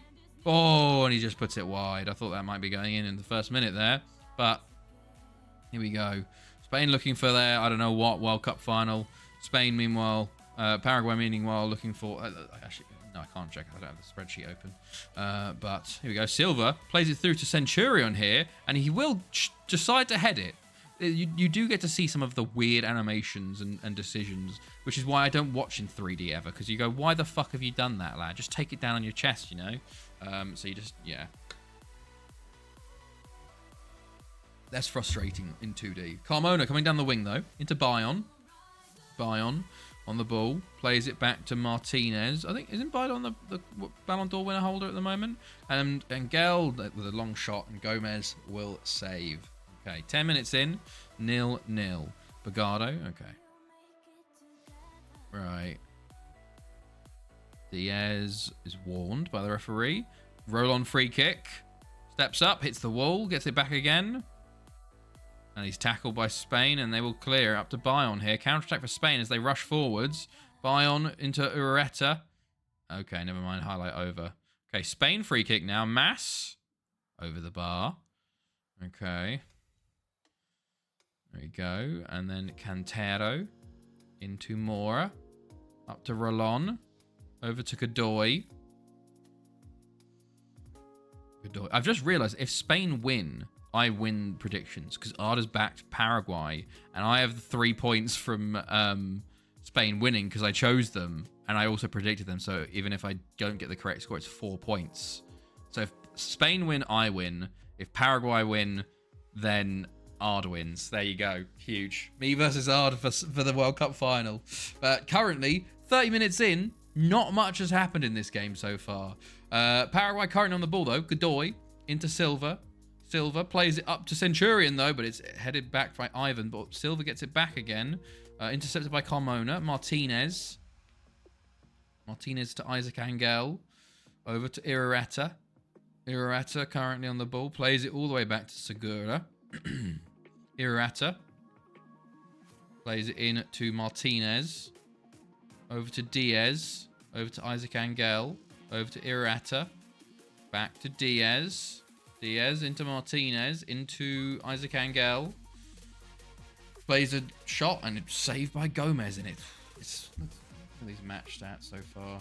Christ, Spain have had a bit better of it, but it's not been good. Spain start with from the goalkeeper into Isaac Angel in the midfield, into Martinez, back to Diaz. Plays up to Bayon now. Bayon tackled by Bagado. The two Thanethi players clashing there. Coronel into Godoy. Godoy over to Silva. Silva up to Centurion. Tackled. Martinez. Ivan. Okay, intercepted here by Paraguay. Godoy now. No chance of Paraguay. Godoy up to Rolon. Beats his man. Takes a shot. And it's an easy save for Camaro. But that's a different keeper. Wasn't it Alvarez in goal? Hugo Gomez in goal for Paraguay. But that's a different keeper for Spain. Okay, and half-time is approaching at speed. And it has not been a good quality game so far. Yeah, been pretty poor. Paraguay do make 2 substitutions of the half. Spain keep their formation. Paraguay keep the same formation, but make 2 subs, which is a big change for them. So we'll have to see if that has an effect on this second half here. Fanego is now on the ball, I think on the pitch now. I have to check these ones. But Valiente here for Paraguay. Free kick early into the second half, and it's a good header and just over the bar. Okay, Valiente is on as well. I think it's Valiente and Fanego, who's currently on the ball here, looking for a counter-attack for Paraguay. Valiente, as they stream forwards. Spain are getting enough players back, though, in time. Valiente down the right, though, looking to try and put a cross, and he does get it in, and it's... Oh, the keeper didn't get there. I think it was headed off the line by a Spanish defender. Could have gone anywhere, that. My goodness. But definitely lots of more highlights here. Mass with a free kick. Oh, and it's 1-0 Spain. Shocking from the Paraguayan keeper. And after all this, we're going to see Spain win the World Cup. Oh, Mass takes a shot. What is the keeper doing? It looks like he doesn't even put his hands up for it. Is there talk of being paid off? And Paraguay make their final substitution very early. Medina now on. Spain with another free kick. Plays it in. Isaac Angel. It's cleared. Back to Segura. Ivan. Over to Irureta. Over to Martinez. Back to Irureta. Irureta back to Diaz. Just 2 more goals for Paraguay, so I get 3 points. Well, it doesn't even matter. As long as Paraguay win, you win, you know. I guess if you want to get 3 points, you can win by 6 points instead of a clear 4, I think. Oh, Mass is in. Oh, what a save! He's offside. Sort of blushes spared there because of being offside, but Gomez with a very good save there, but he just couldn't make the save from the free kick as Paraguay try and play it forward, but give it back to Spain directly. Bayon. Martinez, Carmona. Carmona down the right now into Bayon. Bayon plays it back into Martinez. Into Isaac Angel, who's going to take a shot on, and Gomez saves. Half an hour to go now. Still only 1-0 Spain. There's still plenty of time for Paraguay to get back into this, but they have not really been at the races today. If we look at the stats, it's 14 shots to 6 for Spain. Anton replaces Jordi Bayon for Spain there. So the Thanethi boys' day is done. 20 minutes to go now. Not many highlights. Ignacio Garcia gets a yellow card, and we have a highlight here with Paraguay on it. Medina into Silva. Medina, Fanego. Fanego on the ball into Centurion. Gonna try and turn. He does turn, and he tries a shot, but it's saved by Camaro. It was a lovely play. I think you probably could have taken another touch there to get a bit close to goal. But Spain make a couple of substitutions, so now everyone's made all their substitutions. So any injuries now would lead to 10 men. But we only have 10 minutes left here, and Paraguay have a little time remaining. They have a throw-in with 8 minutes to go. Centurion on the ball. Back to Garcia. Garcia, it's cleared, and Anton will get it, and it's a counter-attack from Spain here. Mass into Irureta, but it's going to slow down a bit, and Paraguay will get players back, but Spain still have a chance, and Mass is onto Anton. Anton on the ball, and Anton scores, and it's 2-0 Spain. And just like that, Paraguay's hopes are dashed. And of course, after all this, Spain are going to win this bloody World Cup, man. Anton, it's a shocking save again from Gomez. I don't know what he's done there. Poor from him. There's still a chance, maybe. Maybe Paraguay can get 2 goals in 5 minutes. Medina's on the ball. They need to score now. Silva into Centurion. And it's just not good enough, is it really? It's just not good enough from Paraguay. They were the favourites going into this game as well, which is kind of wild. But with 2 minutes of added time, it's going to be all over. It's going to be all over, and Spain are going to be World Cup winners in Portugal. Portugal are raging. Everybody else is raging except Spain.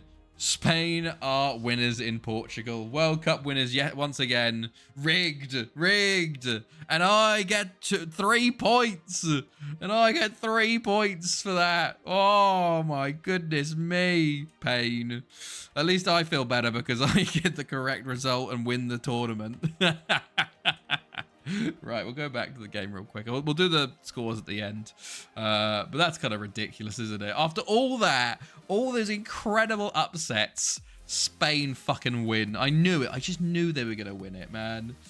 Oh, hilariously, Robert Bradley of Wales is top goal scorer. Just wild. Like, what was it? What was the group stages? Where did Spain finish second in their group? They finished second behind Wales. They drew with Haiti 0-0 and Wales 3-3 and beat DR Congo to get in. Wild. Let's see. World Cup. I'm gonna sleep now. No worries, Ard. Pretty cool. It was a very fun tournament. Oh my god, there's so many players retiring. England manager sacked. Germany manager sacked. Not surprising. To be honest, I said 5-0 Spain, but you've done it as. Oh, really? Apologies. Did I actually? I might have. Oh, yes. There you go. Thank you. Thank you, Nizzy. Thank you for pointing that out. Let's go look at the award winners first. Let's go look at that. Just kind of ridiculous, isn't it? That's just... Oh, come on, Zapatal. Just sort it out, fella. Oh, for God's sake, lad. I want to see who wins the awards. I need that point like a drug. We'll see whether you get third or not. Okay, I think you... Well, I might do. You might do. Or joint third at least. Let's see who wins best player and top goal scorer and team of the tournament and all that stuff. Switzerland manager also to leave post, although getting third place in a World Cup, not too bad. Not too bad. Let us see. Excuse me. Right. Oh, Christ, hold on. Let's just skip that. Where's my awards? Where's my World Cup awards? Here we go. Here we go. Nzuzia. Nassim gets best player. Wow, 5 goals and 4. Didn't even play in the last game they knocked out. And how different it would have been. Dalada, 4 games, 4 goals, 2 assists. Very good himself there. How different it could have been for Netherlands if they'd actually played their best player. And hilariously, Robert Bradley has won the Golden Boot because he played in fewer minutes than Nassim. Incredible. Dream Team. We see Nassim and Bradley up top. Arapi, Fernandez, Diaz, Carmona, Mora, Zaruga, Diaz, Garcia, and Wade. No Zanetti players, annoyingly. Apart from Nassim, actually. And then best young player goes to Zwane. Ooh, could be worth looking at scouting him. He's at Kaiser Chiefs. He was pretty good. He's being scouted hilariously. And then best goalkeeper went to Wade for France. 3 clean sheets in 4. Okay. Right. Well then, let's look at the spreadsheet. And also, hilariously, because Spain win, I actually get an extra 3 points on top. So it was level going into it. However, because of that, I am now at 21. Cole Palmer hat-tricks you didn't know you needed. So, points-wise, let's have a look. I am first. I jump it Ard at the last. Ard does come second there. Nizzy, actually, that 1 point was extremely important. So, Nizzy outright third place with 10 points. Points per game, though, we're looking at 24 games. We did 24 games. Did we do 24 games? We did do 24 games. Okay, so you need to do at least 12 games to count towards the points per game. And I think, hilariously, I've also won the points per game. Tommy, you were so close. If you'd done 2 more games, you could have been up there. But it's super rigged for me, lads. Don't you worry. Silver for Ard, and then 0.46, 0.69. Buscape gets third place with 9 from 13. For third place in the points per game. Diego, you were doing incredibly well, as by the way. If you'd done it 4 more games, you would have definitely been up there. But there you go. So that will be that. We have done our World Cup. We now get ready for next season with Thanethi. Back to the club game with our new formation, the 4-4-2 sweeper. Hopefully we'll be back Saturday, depends on what I'm doing. But yeah, hope you guys enjoyed this World Cup over two nights. It was a very good World Cup. There were some very fun games. And even though Spain won it in the end, it was still a very fun World Cup. I don't know when the last time Spain won it actually was, to be fair. It's probably been a while for them. Oh, Christ, it was 22-18. So to be fair, they are kind of an underdog. Thank you, Nizzy. Thank you. So with that, we are going to call it a night there for us. So I hope you guys enjoyed. I hope you have a good rest of your week at the start of your weekend or weekend, whatever. Otherwise, I will see all of you next time. Have a good one, everyone. See you later.